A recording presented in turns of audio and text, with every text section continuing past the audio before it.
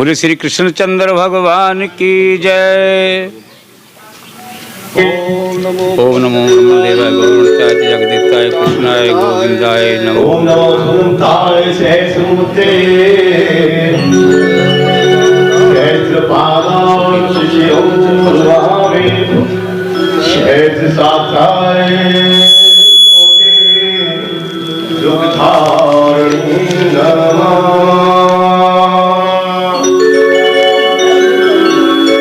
नमो ब्रह्मदेवाय ब्रह्महिताय च जगपिताय पूज्याय गोविंदाय नमो नमः। मंगलम भगवान विष्णु मंगलम मंगलम गणध्वजा मंगलम पुंडरीकाक्षाय मंगलाय स्तनों हरि।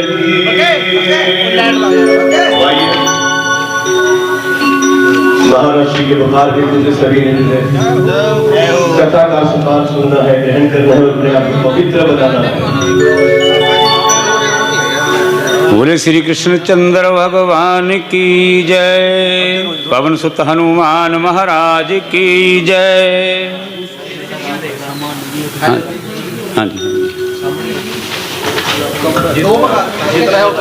हरि ओम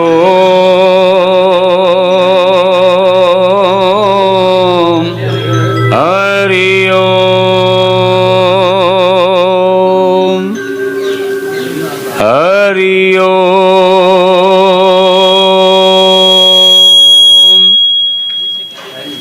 हरि ओम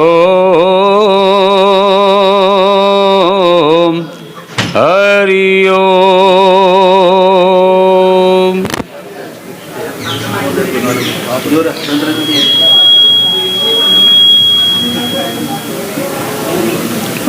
बोली संत श्रोमणी संत बाबा भोला राम जी महाराज की जय। संत श्रोमणी संत बाबा गोविंदानंद जी महाराज की जय। संत बाबा सुरेंद्र मुनि जी महाराज की जय। संत बाबा पावन मुनि जी महाराज की जय। हरि ओम। बोलिए गणपति महाराज की जय। प्रथम गुरु जी की वंदना, द्वितीय याद गणेश, तृतीय पूजा मां शारदा, मेरे कंठ करो परवेश। स्वर देती मां शारदा, गुरु देते हैं ज्ञान, गुरु बिन ज्ञान ना मिले, चाहे ढूंढो वेद पुराण। गुरु जहाज खेवट गुरु, गुरु बिन तरया न कोय। गुरु प्रसाद प्रभ पाइए, गुरु बिन मुक्त ना होए। गुरु गोविंद दोहु खड़े, काके लादू पाए। बलिहारी गुरु अपने, जिन गोविंद दियो मलाए। तीर्थ का है एक फल, संत मिले फल चार। गुरु मिले अनंत फल, कहत कबीर बचार। गुरु गूंगे गुरु बावरे, गुरु के रहियो दास। जे गुरु भेजे नरक को, स्वर्ग की रखियो आस।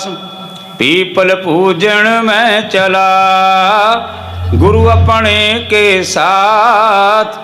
पीपल पूजे हरि मिले, एक पंथ दो काज। हरि ओम। गुरु रे ब्रह्मा, गुरु रे विष्णु, गुरु रे देवो महेश्वरा।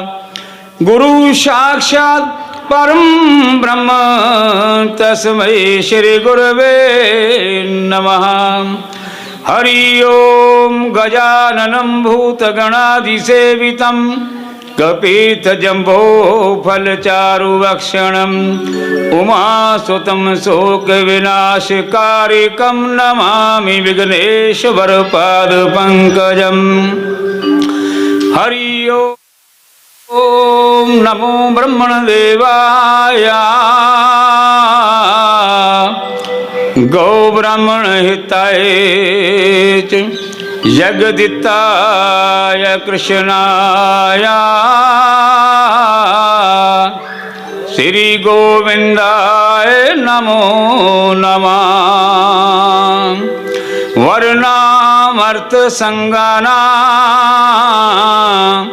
रसानां छंदश्याम पे मंगलानाम चैकृतारो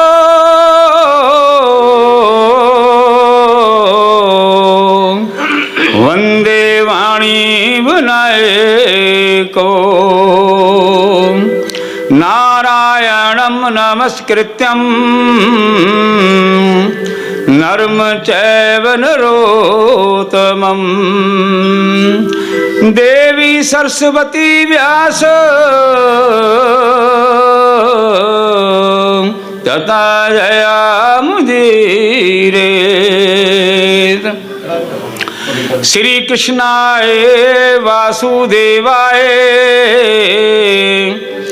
देवकी नंदन आए च नंद गोप कुमाराय श्री गोविंदाय नमो नमः। श्री गोविंदाय नमो नमः। सच्चिदानंद रूपाय विश्वपत्यादि हेतवे तापत्रय विनाशाय श्री कृष्णाय वयं नमः। श्री कृष्णाय वयं नमः। नमो पार्वती पते नमः महादेवाय नमः।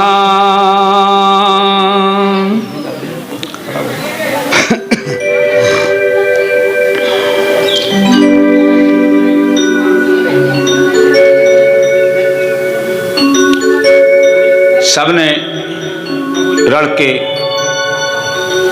परमात्मा के नाम का सिमरन करना है, क्योंकि कथा प्रारंभ करने तो पहला सानू सारिਆਂ ਨੂੰ उस परमात्मा ਨੂੰ प्रणाम करना चाहिए, नमस्कार करना चाहिए, नमो नारायण करना चाहिए,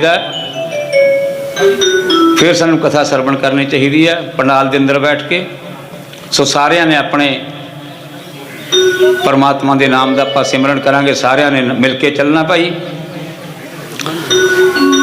हरे राम राम राम हरे हरे, हरे राम राम राम हरे हरे। कोई भाई दे कोल बैठो बंदा एक, इस तरह थोड़ा साउंड चलूगी ये, इहदे नाल बैठो एक बंदा उरे, इहनूं एक बार सैट कर लो चंगी तरह, चाहे 10 मिनट ला लो। नमस्कार भाई, एक बार चंगी तरह सैट कर लो, जो कमी पेशी है कोई चीज़ होर लिया के ला लो।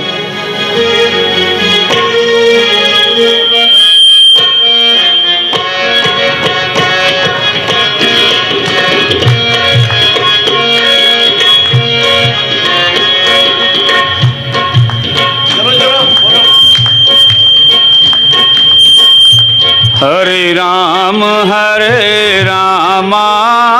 राम राम हरे हरे, हरे कृष्ण कृष्ण कृष्ण हरे हरे।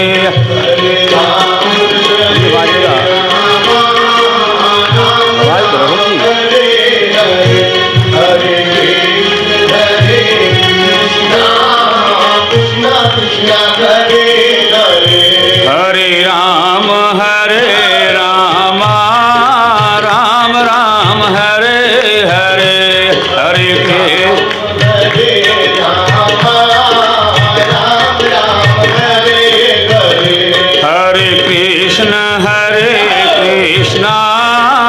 कृष्णा कृष्णा हरे हरे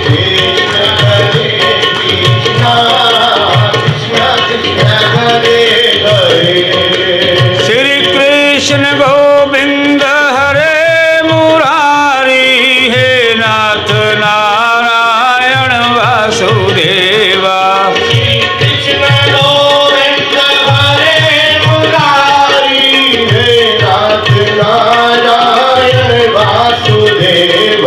श्री कृष्ण गोविंद हरे मुरारी हे नाथ नारायण वासुदेवा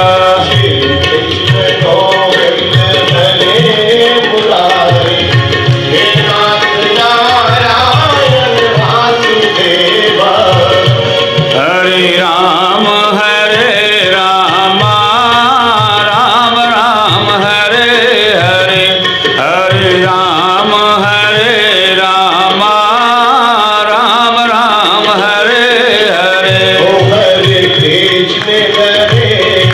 बादल पे देख ला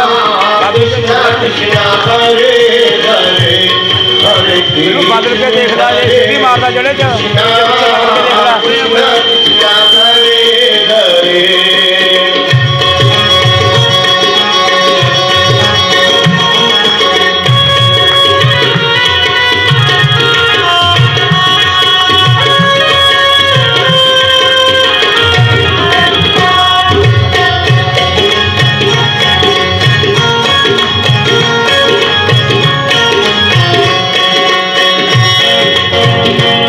ओम नमो शिवाय ओम नमो शिवाय ओम नमो शिवाय ओम नमो शिवाय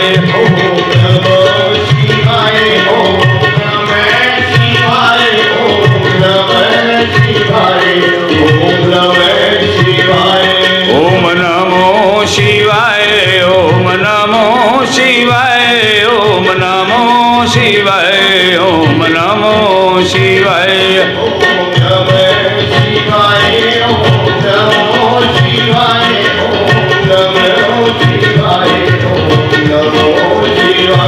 हरे राम राम राम हरे हरे हरे राम राम राम हरे हरे हरे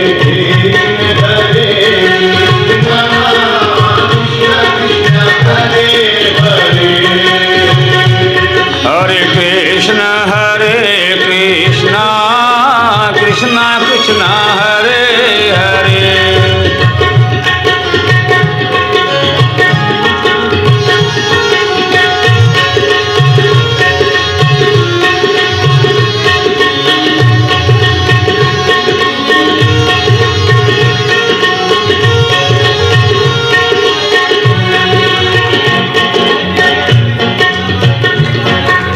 गोविंदा गोपाला मुरली मनोहर नंद लाला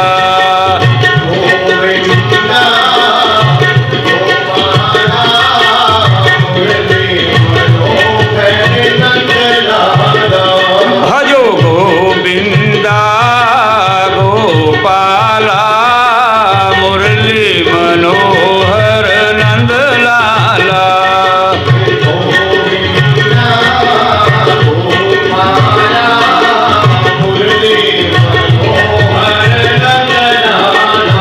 हरे राम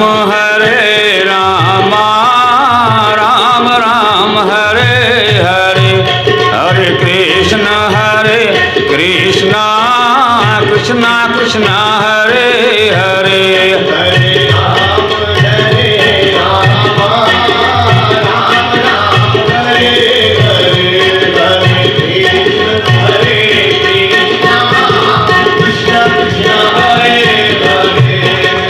गोविंदा गोपाला गोविंदा भजो गोपाला गोविंदा गोपाला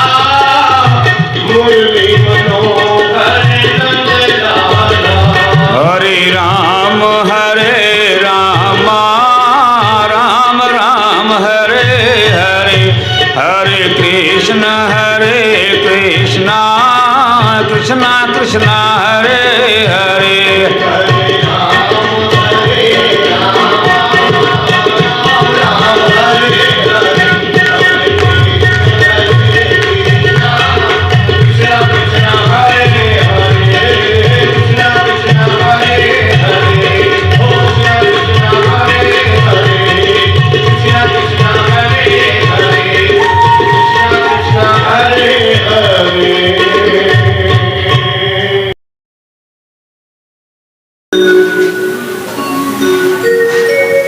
सो माता भैनों ने भाई अपने बच्चों आराम नाल एक जगह पर बिठा के रखना, क्योंकि अपने सारे नगर की वीडियो रिकॉर्ड हो रही है। सो आओ कथा च ध्यान दईए। आपां कल आपां संसार की उत्पत्ति बारे गल कर रहे सी ते ब्रह्मा जी जदों परमात्मा की धुनी दे विचों प्रगट होए तां जो कमल का फुल सी, कमल के फुल दे विचों बाहर निकले। कमल के फुल तो प्रगट होए ब्रह्मा जी चारों पासे देखण लगे कि मैं कौन है, मैं किहदा पुत्र है। चारों पासे देख रहे जदों कुछ पता ना चलिया तो ब्रह्मा जी अखां फाड़ फाड़ के चारे पासे देखण लगे। ब्रह्मा जी ने कमल की डंडी नूं फड़ के नीचे उतरना शुरू कर दिता कि मैं कित्थों आया, मैं किस दी संतान है। तो ब्रह्मा जी नूं उस कमल का पार नहीं पाया गया।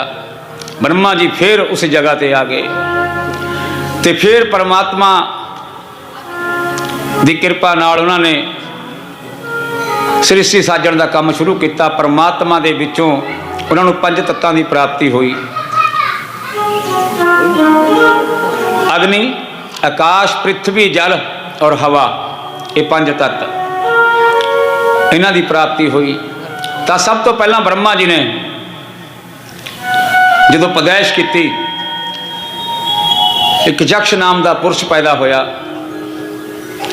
वो पुरुष पैदा होया तब बड़ी बेचैनी दे नाल भुख प्यास दे नाल तड़फण लगा और ब्रह्मा जी नूं खाण वास्ते पै गया। यक्ष ने रोकया और ब्रह्मा जी ने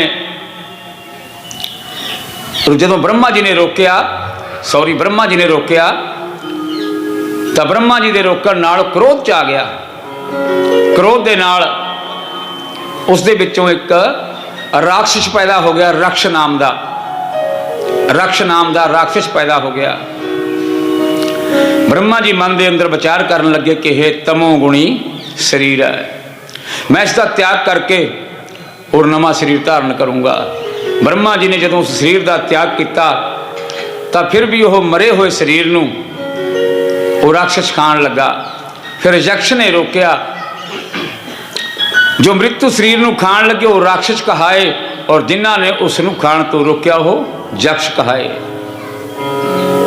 तब ब्रह्मा जी ने दूसरा शरीर उत्पन्न करया, तमोगुणी त्याग के सतोगुणी शरीर तैयार करया। उस दे विच भी असफल रहे और तीजी बारी फिर शरीर का त्याग किया। फिर भी कोई ज्ञान ना होया सृष्टि रचण का।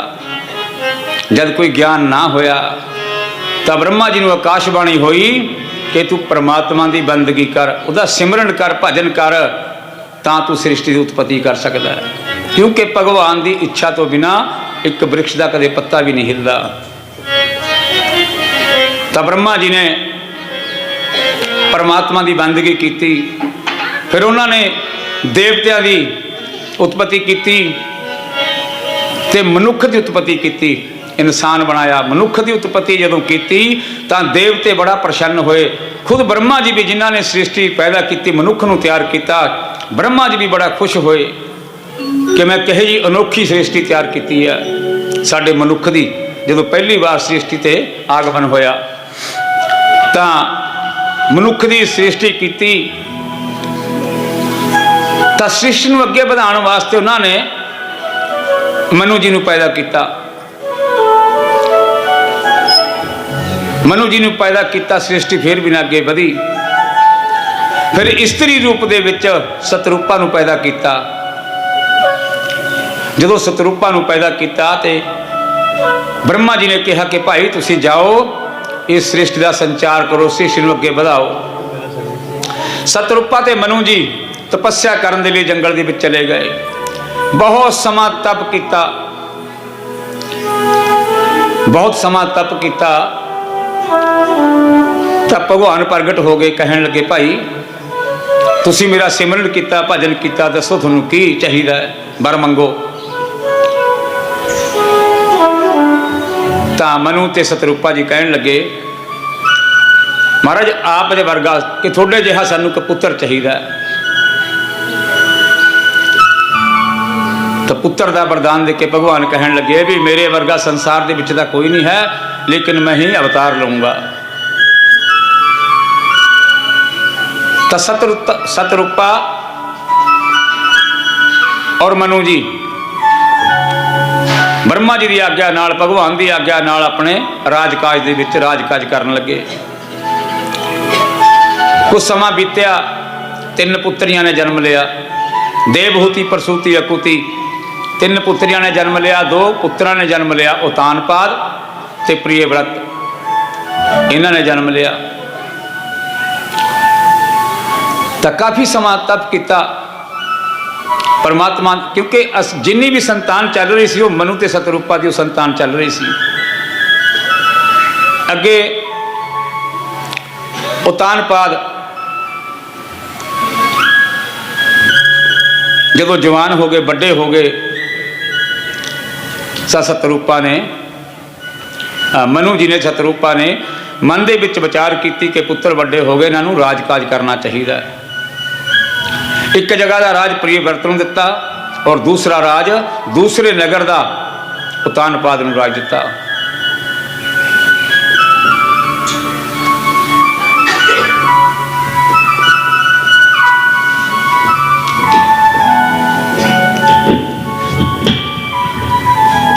तो राजकाज करते हुए जो उतानपाद सी उन्होंने 2 विआह करवाए हुए सी। पहली जिहड़ी पत्नी सी, पहली पत्नी तो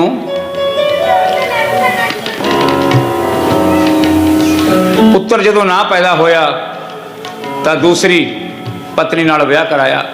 पहली जो राणी सी सुनीति नाम सी, जो दूसरी सी वो सुरुचि नाम दी सी। तो शादी करवाई, पुत्र ना पैदा होया, फिर दूसरी शादी करवाई। जो दूसरी शादी करवाई, दूसरी पत्नी सृष्टि तो उत्तम पैदा होया और नाल ही सृष्टि के गर्भ तो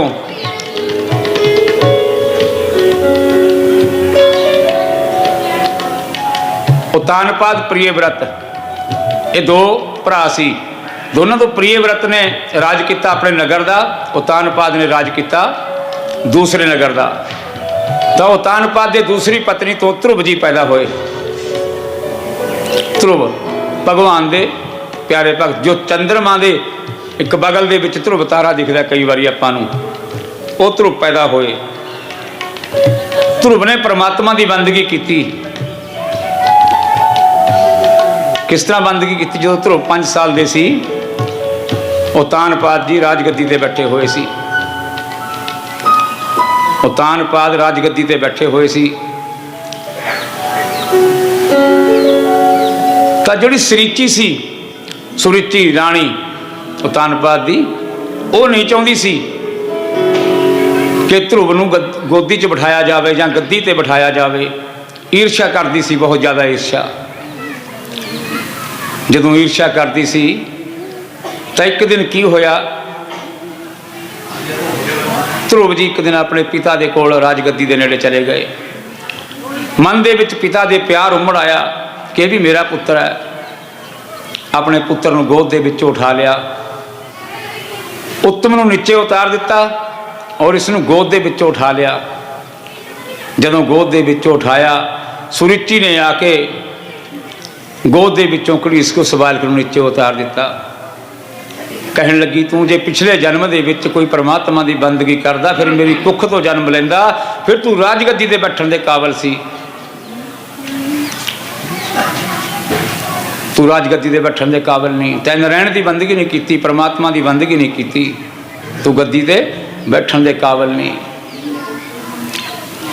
देखो इस कथा तो शिक्षा माता भैनों भी मिलती है कि कदे भी किसी नाल ईर्ष्या नहीं करनी चाहिए। किसी का भी पुत्र होवे उसनों प्रेम की निगाह नाल ही देखना चाहिए। कदे किसी के बच्चे नाल ईर्ष्या नहीं करनी चाहिए, क्योंकि ईर्ष्या करने नाल साडे अंदर जो भी परमात्मा का कुछ ज्ञान हुंदा माड़ा मोटा, जां असीं किसी मंदिर गुरुद्वारे वाल ज़्यादा ध्यान दिंदे आ तो वह भी साडे अंदरों खत्म हुंदा चला जाता ईर्ष्यावादी हो गए। तो सानू ईर्ष्या नहीं करनी चाहिए किसी नाल। ध्रुव जी 5 साल के बाल रोंदे रोंदे अपनी माता सुनीति के कोल चले आए। सुनीति नूं कहन लगे कि माता मैनू ये दसो नारायण कौन है। मेरी माता सतेली माता ने सुनीति ने मैनू ताना मारिया कि जे तैं परमात्मा की बंदगी की हुंदी, उस नारायण नूं जपिया हुंदा तां तू मेरी कुख तो जन्म लैंदा, फिर इस राजगद्दी ते बैठण दे काबिल हुंदा। कहन लगी नारायण तो है संसार के अंदर, पर उसनूं लभना बड़ा औखा है। बड़े बड़े ऋषि साधु महात्मा हज़ारां साल तक तपस्या करके चले गए संसार चों, लेकिन उस नारायण का पता नहीं लग्या किसी नूं। अपनी माता सुनीति की गल सुन के रोंदा रोंदा गोद दे विच बैठ गया। कहना माता मैनू ये दस, मेरे पिता की गोद तो उच्ची कोई गोद होवे, इस राज गद्दी तो उच्ची कोई गोद होवे, मैनू वो दसो। कहन लगी फिर इस तो उच्ची तो नारायण की गोद है, पर नारायण नूं पाउणा तेरे लिए बहुत मुश्किल है। कहन लग्या मैनू दसो भी नारायण कित्थे रहिंदे ने, नारायण जी कित्थे रहिंदे ने, मैनू ये दसो। कहन लगी पुत्र असी देवऋषि नारद तो ही नारायण का नाम सुनिया, कई बार सानू भी नहीं पता नारायण कित्थे रहिंदे ने, क्योंकि पता उसनूं लगूगा जो नारायण का भजन करता होगा, जाप करता होगा, उसकी बंदगी करता होगा। ध्रुव जी मन दे विच दृढ़ विश्वास करके अपने घर तो बाहर निकल गए। घर तो बाहर चले गए। कहन लगे मैं परमात्मा उस नारायण नूं जरूर मिलूंगा। मन दे विच जे शरधा होवे तां परमात्मा प्राप्त हो जाते ने। मन दे विच किसी काम नूं पाउण दी शरधा होवे, वो काम भी सफल हो जाता है। मन दे अंदर शरधा पढ़न दी होवे, विद्या पढ़न दी होवे, किसी वल ईर्ष्या नहीं करनी चाहिए। अगर शरधा होगी तो शरधा के नाल वो सारे काम सफल हो जाएंगे। तेरे कोल भजन है ला दे।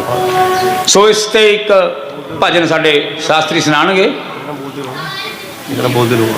सो प्रेम दे नाल सब नूं पाया जा सकता है, पर उसके मन के अंदर एक दृढ़ विश्वास हो गया कि मैं नारायण नूं पा के ही वापस मुड़ूंगा, नारायण नूं पाए बिना मैं कदे खाली हथ नहीं आऊँगा।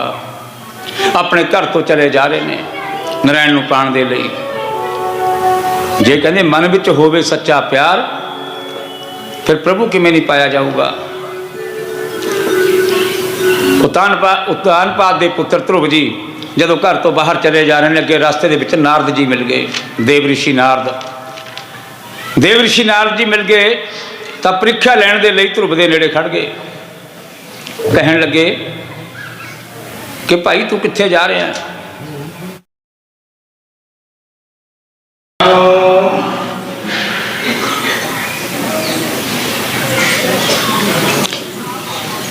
बोले कृष्णचंद्र भगवान की जय। कि सतरूपा ते मनु दे संतान की कथा जो ध्रुव की कथा चल रही है, इस कथा का वर्णन थोड़ा जिहा अगे जाके आऊगा। फिर सो उस तो पहला जो 3 कन्या हुई, 3 कन्या हुई, देवहूति प्रसूति अकूति। तब सतरूपा ते मनु जी ने बैठ के जंगल के तपस्या की। भगवान ने दर्शन दिते, तो दर्शन दिते कहन लगे कि महाराज साढ़े 3 कन्या ने क्योंकि हर एक दी इच्छा होंदी है कि मेरी कन्या की जो शादी है चंगे घर विच हो जाए। उधरों करदम ऋषि जी तपस्या कर रहे सी, करदम ऋषि तपस्या कर रहे सी। करदम ऋषि नूं भी भगवान ने जाके दर्शन दिता, कहन लग्या ऋषि करदम वर मंगो, मैं थोड़ी भगती तो प्रसन्न है। करदम ऋषि ने वर मंगया, 10,000 साल तक तपस्या करके की वर मंगया कि मेरा जल्दी तो जल्दी ब्याह हो जाए।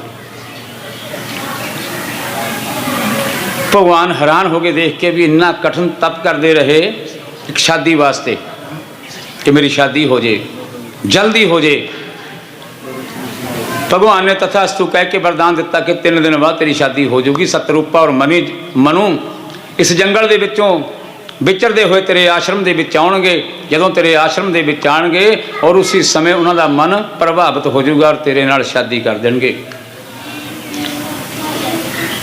तो बड़े खुश होए करदम जी और भगवान दे अखां दे विचों हंझू डिगे भी मेरी भगती कीती पर एक विआह करन वास्ते। जदों अखां दे विचों हंझू डिगे, बुंद बुंद करके हंझू डिगे, तां उस जगह दे उपर एक बिंदु सरोवर बन गया जो बिंदु सर दे नाम नाल प्रसिद्ध होया। वैसे शास्त्रां 'च लिखिया भी कुरुक्षेत्र दे विच सी ते एक बिंदु सरोवर बन गया जो बिंदु सर दे नाम नाल प्रसिद्ध होया। तो एक दिन मनु सतरूपा और माता देवहूति जंगल दे विच विचरण करते हुए करदम ऋषि के आश्रम के विच पहुँच गए। जदों करदम ऋषि के आश्रम के विच पहुँच गए, करदम ऋषि का जो आश्रम सी बड़ा सुंदर बनया होया सी, तरह तरह के पंछी उस जगह पर बोल रहे सी, बड़े सरोवर बने हुए सी।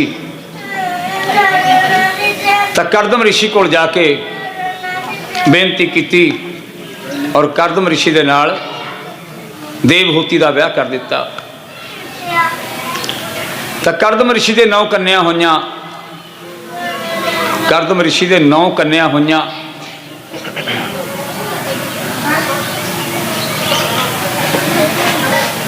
दो पुत्र पैदा, एक 9 कन्या होइयां, एक पुत्र पैदा होया। सब तो बाद जाके पुत्र कौन पैदा होया? जो कपिल देव मुनि के नाम नाल प्रसिद्ध होए। कपिल देव मुनि जी उन्होंने पुत्र होए। पर सब तो पहला जदों शादी हुई तो करदम ऋषि ने की वचन किया सी कि मैं जो साडा गृहस्थ जीवन है इसनूं मैं बाद च ग्रहण करूँगा, पहला मैं बंदगी करूँगा भगवान की। तो उन्होंने इन्नी बंदगी की, इन्नी भगती की कि बैठी बैठी देवहूति माता बुढ़ी हो गई सी। तो देवहूति माता सेवा करती रही अपने पति की, देवहूति माता सेवा करती रही और करदम ऋषि समाधि ला के बैठे रहे। जदों करदम ऋषि की समाधि खुली तो पूछण लगे, भाई तू कौन है? कहन लगी जी मैं थोड़ी पत्नी। करदम ऋषि को ख्याल नहीं सी कि मेरा ब्याह भी हो गया, मेरी पत्नी भी बैठी है मेरे को सेवा कर रही है। करदम ऋषि ने सोचा कि मैं तो शादी करके मुड़ के देखिया नहीं इस वाल। तो कुछ दिन बीत गए। जदों कुछ दिन बीतण तो बाद देवहूति माता दे मन च ख्याल आया कि क्यों ना मेरे कोई संतान होवे, असीं गृहस्थ धर्म का पालन करिए, कोई संतान हो जाए मेरे। करदम ऋषि बड़े विद्वान ऋषि थे, उन्होंने मन के अंदर विचार आया, ख्याल आया कि ये अंदर मन के अंदर संतान प्राप्ति की इच्छा हो रही है। तो उन्होंने अपने योग बल के नाल एक विमान प्रगट किया। विमान प्रगट किया तो देवहूति माता का जिहड़ा शरीर सी मिट्टी धुंध नाल बहुत गंदा हो चुकिया सी। तो माता देवहूति मन के अंदर विचार कर रही है कि मैं इस विमान के विच बैठण दे योग नहीं हैगी, मेरा शरीर बड़ा गंदा होया पिया है। उन्होंने अपनी माया के नाल, करदम ऋषि ने अपने योग के नाल एक सरोवर पैदा किया उत्थे, और सरोवर के विच देवहूति माता ने कहा कि इहदे विच इशनान करके आओ। जदों देवहूति माता ने इशनान किया 16 साल की उम्र हो गई और पूरा आर श्रृंगार शरीर ते धारण हो गया। ऐसा भगती का प्रताप हुंदा है।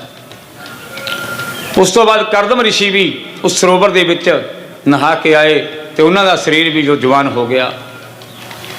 उस तो बाद उन्होंने 9 कन्या होइयां।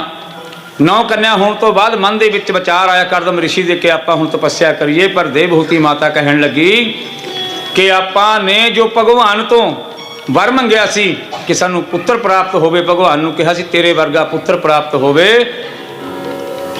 ਪੁੱਤਰ ਪ੍ਰਾਪਤ ਹੋਣ ਤੋਂ ਬਾਅਦ ਹੀ ਜਾਵਾਂਗੇ ਆਪਾਂ।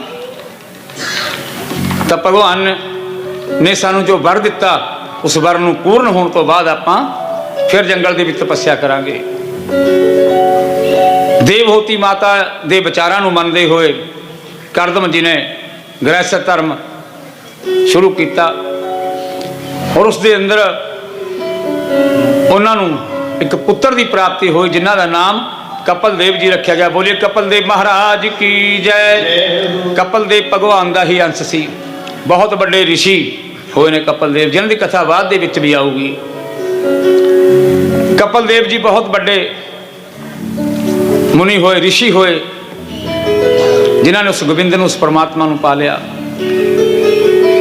ਤਾਂ ਉਸ ਤੋਂ ਬਾਅਦ ਜਦੋਂ ਥੋੜ੍ਹੇ ਜਿਹੇ ਵੱਡੇ ਹੋ ਗਏ, ਪਾਲਣ ਪੋਸ਼ਣ ਹੋ ਗਿਆ, ਤਾਂ ਕਰਦਮ ਰਿਸ਼ੀ ਕਹਿਣ ਲੱਗੇ ਵੀ ਹੁਣ ਮੈਂ ਜੰਗਲ ਦੇ ਵਿੱਚ ਤਪੱਸਿਆ ਕਰਾਂ, ਉਸ ਪਰਮਾਤਮਾ ਪ੍ਰਭੂ ਨੂੰ ਪਾਈਏ। ਜਿਸ ਵਾਸਤੇ ਸਾਨੂੰ ਇਹ ਸਰੀਰ ਮਿਲਿਆ, ਇਸ ਸਰੀਰ ਨੂੰ ਪ੍ਰਾਪਤ ਕਰਕੇ ਅਸੀਂ ਕੁਛ ਨਾ ਕੁਛ ਫਾਇਦਾ ਉਠਾਈਏ ਇਸ ਜੀਵਨ ਦਾ। ਕਰਦਮ ਰਿਸ਼ੀ ਜੰਗਲ ਦੇ ਵਿੱਚ ਚਲੇ ਗਏ ਔਰ ਦੇਵਹੂਤੀ ਮਾਤਾ ਨੇ ਆਪਣੇ ਪੁੱਤਰ ਕਪਲ ਦੇਵ ਤੋਂ ਗਿਆਨ ਲਿਆ। ਕਹਿਣ ਲੱਗੀ ਮੈਨੂੰ ਗਿਆਨ ਕਰਾਓ, ਕਿਉਂਕਿ ਮੈਂ ਇਸ ਨਾਸਵਾਨ ਸੰਸਾਰ ਦੇ ਵਿੱਚ ਕਿਤੇ ਨਰਕ ਨੂੰ ਨਾ ਚਲੀ ਜਾਵਾਂ, ਮੈਨੂੰ ਗਿਆਨ ਕਰਵਾਓ। ਤਾਂ ਸਭ ਤੋਂ ਪਹਿਲਾਂ ਕਪਲ ਦੇਵ ਮੁਨੀ ਨੇ ਮਾਤਾ ਦੇ ਗਰਭ ਦਾ ਗਿਆਨ ਕਰਵਾਇਆ। ਮਾਤਾ ਦੇ ਗਰਭ ਦਾ ਗਿਆਨ ਕਰਵਾਇਆ ਕਿ ਗਰਭ ਦੇ ਅੰਦਰ ਸ਼ਿਸ਼ੂ ਕਿਵੇਂ ਪਲਦਾ। 30 ਦਿਨਾਂ ਦੇ ਵਿੱਚ ਸਿਰ ਬਣਨਾ ਸ਼ੁਰੂ ਹੁੰਦਾ ਮਾਤਾ ਦੇ ਗਰਭ ਦੇ ਅੰਦਰ। 52 ਦਿਨਾਂ ਦੇ ਵਿੱਚ ਬਾਕੀ ਅੰਗ ਸ਼ੁਰੂ ਹੋ ਜਾਂਦੇ ਨੇ। ਜਿਸ ਤਰ੍ਹਾਂ ਇੱਕ ਬੇਲ ਬੂਟਾ ਪੈਦਾ ਹੁੰਦਾ ਹੈ ਔਰ ਹੌਲੀ ਹੌਲੀ ਕਰਕੇ ਉਸਦੇ ਪੱਤੇ ਅੱਗੇ ਫੁੱਟਣ ਲੱਗ ਜਾਂਦੇ ਨੇ, ਇਸ ਤਰ੍ਹਾਂ ਇਹ ਸਰੀਰ ਦਾ ਪੁਤਲਾ ਬਣਦਾ ਹੈ ਮਾਤਾ ਦੇ ਗਰਭ ਦੇ ਅੰਦਰ। ਫਿਰ ਚੌਥੇ ਮਹੀਨੇ ਦੇ ਵਿੱਚ ਇਸ ਦੇ ਵਿੱਚ ਆਤਮਾ ਪ੍ਰਵੇਸ਼ ਕਰਦੀ ਹੈ। ਮਾਤਾ ਦੇਵਹੂਤੀ ਨੂੰ ਗਿਆਨ ਦੇ ਰਹੇ ਨੇ ਕਪਲ ਮੁਨੀ ਜੀ। ਆਤਮਾ ਪ੍ਰਵੇਸ਼ ਕਰਦੀ ਹੈ। ਜਦੋਂ 7ਵੇਂ ਮਹੀਨੇ ਦੇ ਵਿੱਚ ਇਹ ਜੀਵ ਪਹੁੰਚ ਜਾਂਦਾ ਤਾਂ ਇਹ ਪੁੱਠਾ ਲਟਕਦਾ ਹੋਇਆ ਮਾਤਾ ਦੇ ਗਰਭ ਦੇ ਅੰਦਰ ਉਸ ਪਰਮਾਤਮਾ ਦੀ ਸ਼ਰਨ ਦੇ ਵਿੱਚ ਜਾਂਦਾ ਹੈ। ਹੇ ਪਰਮ ਪਿਤਾ ਪਰਮਾਤਮਾ, ਮੈਨੂੰ ਇਸ ਘੋਰ ਨਰਕ ਦੇ ਵਿੱਚੋਂ ਕਿਵੇਂ ਬਾਹਰ ਕੱਢੋਗੇ। ਫਿਰ ਪਰਮਾਤਮਾ ਦੀ ਸ਼ਰਨ ਦੇ ਵਿੱਚ ਕੀ ਕਹਿੰਦਾ, ਮੈਨੂੰ ਕਦੋਂ ਬਾਹਰ ਕੱਢੋਗੇ, ਮੈਂ ਇਸ ਨਰਕ ਦੇ ਵਿੱਚ ਤੜਫ ਰਿਹਾ, ਮੈਂ ਸਦਾ ਇਸ ਸੰਸਾਰ ਦੇ ਵਿੱਚ ਜਾ ਕੇ ਤੇਰਾ ਨਾਮ ਜਪੂੰਗਾ, ਆਪਣੀ ਆਤਮਾ ਦਾ ਉਧਾਰ ਕਰੂੰਗਾ, ਆਪਣੇ ਆਪ ਨੂੰ ਮੁਕਤ ਕਰੂੰਗਾ। ਮਾਤਾ ਦੇਵਹੂਤੀ ਨੂੰ ਗਿਆਨ ਦੇ ਰਹੇ ਨੇ ਕਿ ਭਾਈ ਇਸ ਤਰ੍ਹਾਂ ਗਰਭ ਦੇ ਅੰਦਰ ਬਾਲਕ ਆਪਣੀ ਮਾਤਾ ਦੇ ਗਰਭ ਦੇ ਅੰਦਰ ਪੁੱਠਾ ਲਟਕਦਾ ਹੋਇਆ ਆਪਣੇ ਮੁਖ ਚੋਂ ਇਹ ਵਿਚਾਰ ਕਹਿ ਰਿਹਾ ਪਰਮਾਤਮਾ ਨੂੰ। ਔਰ ਉਸ ਤੋਂ ਬਾਅਦ 10 ਮਹੀਨੇ ਦਾ ਜੀਵ ਸੰਸਾਰ ਦੇ ਵਿੱਚ ਆ ਜਾਂਦਾ, ਫਿਰ ਖੇਲ ਕੁੱਦ ਦੇ ਵਿੱਚ ਆਪਣੀ ਜ਼ਿੰਦਗੀ ਗੁਜ਼ਾਰਦਾ ਹੈ ਜੀ। ਖੇਲ ਕੁੱਦ ਕੇ ਆਪਣੀ ਜ਼ਿੰਦਗੀ ਬਚਪਨ ਦੇ ਦੁੱਖਾਂ ਨੂੰ ਕੱਟਦਾ, ਫਿਰ ਕਿਸ਼ੋਰ ਅਵਸਥਾ ਦੁੱਖਾਂ ਨੂੰ ਕੱਟਦਾ, ਫਿਰ ਥੋੜਾ ਜਵਾਨ ਹੋ ਜਾਂਦਾ, ਫਿਰ ਕੀ ਕਹਿੰਦਾ ਕੌਣ ਮਾਤਾ ਕੌਣ ਪਿਤਾ। ਫਿਰ ਬੁਢੇਪਾ ਆ ਗਿਆ। ਜਦੋਂ ਬੁਢੇਪਾ ਆ ਗਿਆ ਫਿਰ ਬਿਮਾਰੀਆਂ ਇਸ ਤਰ੍ਹਾਂ ਘੇਰ ਲੈਂਦੀਆਂ ਨੇ ਬੰਦੇ ਨੂੰ ਜਿਸ ਤਰ੍ਹਾਂ ਦੁਸ਼ਮਣ ਨੂੰ ਘੇਰ ਲੈਂਦਾ, ਐਵੇਂ ਬਿਮਾਰੀਆਂ ਲੱਗਦੀਆਂ ਨੇ। ਇੱਕ ਰੋਗ ਲੱਗ ਗਿਆ, ਉਹ ਜੇ ਠੀਕ ਨਹੀਂ ਹੁੰਦਾ ਦੂਸਰਾ ਰੋਗ ਹੋਰ ਲੱਗ ਜਾਂਦਾ, ਕਿਉਂਕਿ 5 ਤੱਤਾਂ ਨੇ, 5 ਚੋਰਾਂ ਨੇ, 5 ਵਿਸ਼ਿਆਂ ਨੇ ਸਾਨੂੰ ਘੇਰ ਰੱਖਿਆ। 5 ਚੋਰਾਂ ਨੇ ਸਾਨੂੰ ਘੇਰ ਰੱਖਿਆ। ਅਸੀਂ 5 ਚੋਰਾਂ ਤੋਂ ਕੋਈ ਪਰਹੇਜ਼ ਨਹੀਂ ਕਰ ਸਕਦੇ। ਕਾਮ ਕ੍ਰੋਧ ਲੋਭ ਮੋਹ ਹੰਕਾਰ, ਇਹ 5 ਚੋਰ ਨੇ, ਸਾਨੂੰ ਦਿਨ ਨੂੰ ਵੀ ਲੁੱਟ ਰਹੇ ਨੇ, ਰਾਤ ਨੂੰ ਵੀ ਲੁੱਟ ਰਹੇ ਨੇ। ਲੇਕਿਨ ਅਸੀਂ ਉਸ ਪਰਮਾਤਮਾ ਵੱਲ ਕੋਈ ਧਿਆਨ ਨਹੀਂ ਦੇ ਰਹੇ। ਇਹਨਾਂ ਚੋਰਾਂ ਨੂੰ ਦੂਰ ਕਰਨ ਦਾ ਇੱਕ ਆਪਾਂ ਜਦੋਂ ਚੋਰਾਂ ਵਾਸਤੇ ਕੀ ਕਰਦੇ ਹਾਂ, ਕਿਸੇ ਪਹਿਰੇਦਾਰ ਨੂੰ ਬਿਠਾਉਂਦੇ ਹਾਂ ਵੀ ਰਾਖੀ ਕਰਨੀ ਆ ਭਾਈ, ਹਾਂਜੀ, ਜਾਂ ਜਾਨਵਰਾਂ ਨੂੰ ਲਾ ਲਓ, ਜਾਨਵਰਾਂ ਵਾਸਤੇ ਲਾ ਲਓ ਵੀ ਰਾਖੀ ਕਰਨੀ ਆ ਖੇਤਾਂ ਦੇ ਅੰਦਰ। ਲੋਕ ਡੰਡੇ ਦੇ ਉੱਪਰ ਕੱਪੜਾ ਜਿਹਾ ਪਾ ਕੇ ਚੱਕਰਾ ਜਿਹਾ ਰੱਖ ਕੇ ਵੀ ਖੜਾ ਦਿੰਦੇ ਨੇ ਵੀ ਇਹਨੂੰ ਦੇਖ ਕੇ ਜਾਨਵਰ ਉੱਡਦੇ ਰਹਿਣਗੇ, ਭੱਜਦੇ ਰਹਿਣਗੇ। ਲੇਕਿਨ ਇਨਸਾਨ ਖੁਦ ਆਪਣੀ ਰਾਖੀ ਨਹੀਂ ਕਰ ਸਕਦਾ, ਖੁਦ ਆਪਣੀ ਰਾਖੀ ਨਹੀਂ ਕਰ ਸਕਦਾ।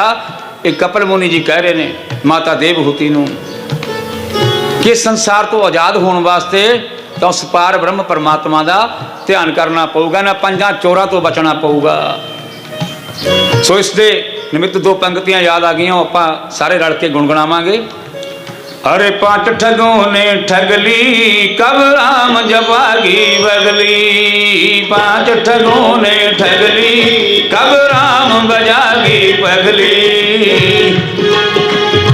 पांच ठगों ने ठग ली कब राम बजागे पगली।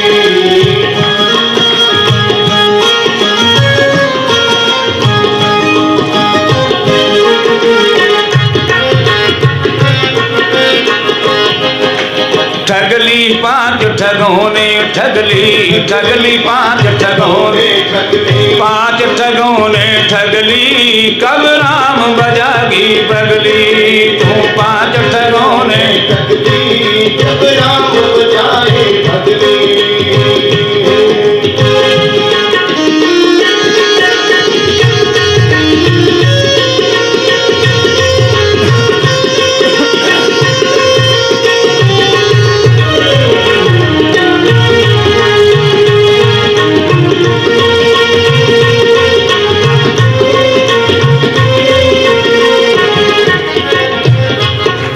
गर्भ अंदर तिने तरले पाए, गर्भ अंदर तिने तरले पाए, गर्भ अंदर तरले पाए, गर्भ अंदर तरले पाए। बादे मालिक नाल पलाए, बादे मालिक नाल पलाए, बाबे नानक नाल पलाए, बाबे नानक नाल पलाए। अब राम बजल तू पगली कब राम बजागी पगली, तू पांच ठगों ने ठगली कब राम बजागे पगली।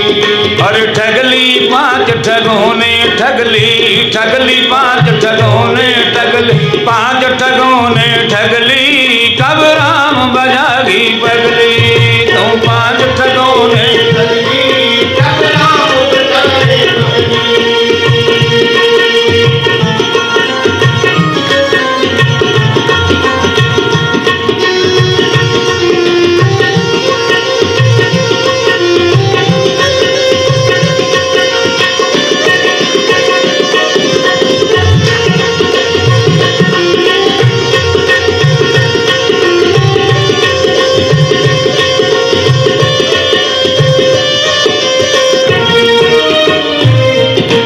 बचपन में लगी खेड़ प्यारी, बचपन में लगी खेड़ प्यारी, मन में लगी प्यारी, मन में लगी प्यारी। माया जाल पड़ गया भारी, माया जाल पड़ गया भारी, माया जाल पड़ गया भारी, माया जाल पड़ गया भारी। बचपन में लगी खेड़ प्यारी, माया जाल पड़ गया भारी, प्यारी माया जाल पड़ गया भारी। सिर ते मौत आन के लगली कब राम बजागी पगली, तू पांच ठगों ने कब राम बजाए पगली, पांच ठगों ने ठगली कब राम बजाए पगली।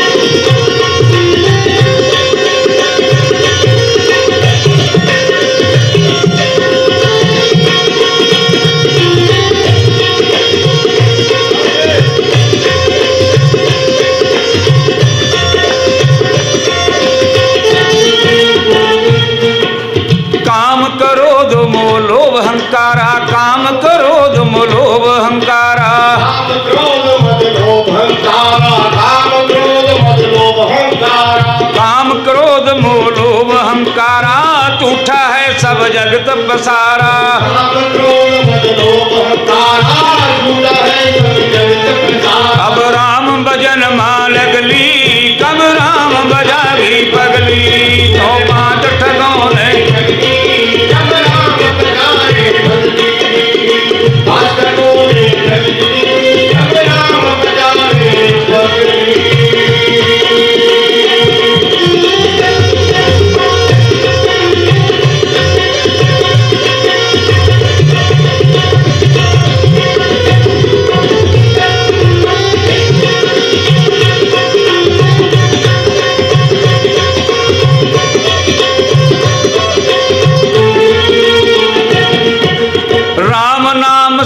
जग से न्यारा, राम नाम सब जग से न्यारा। राम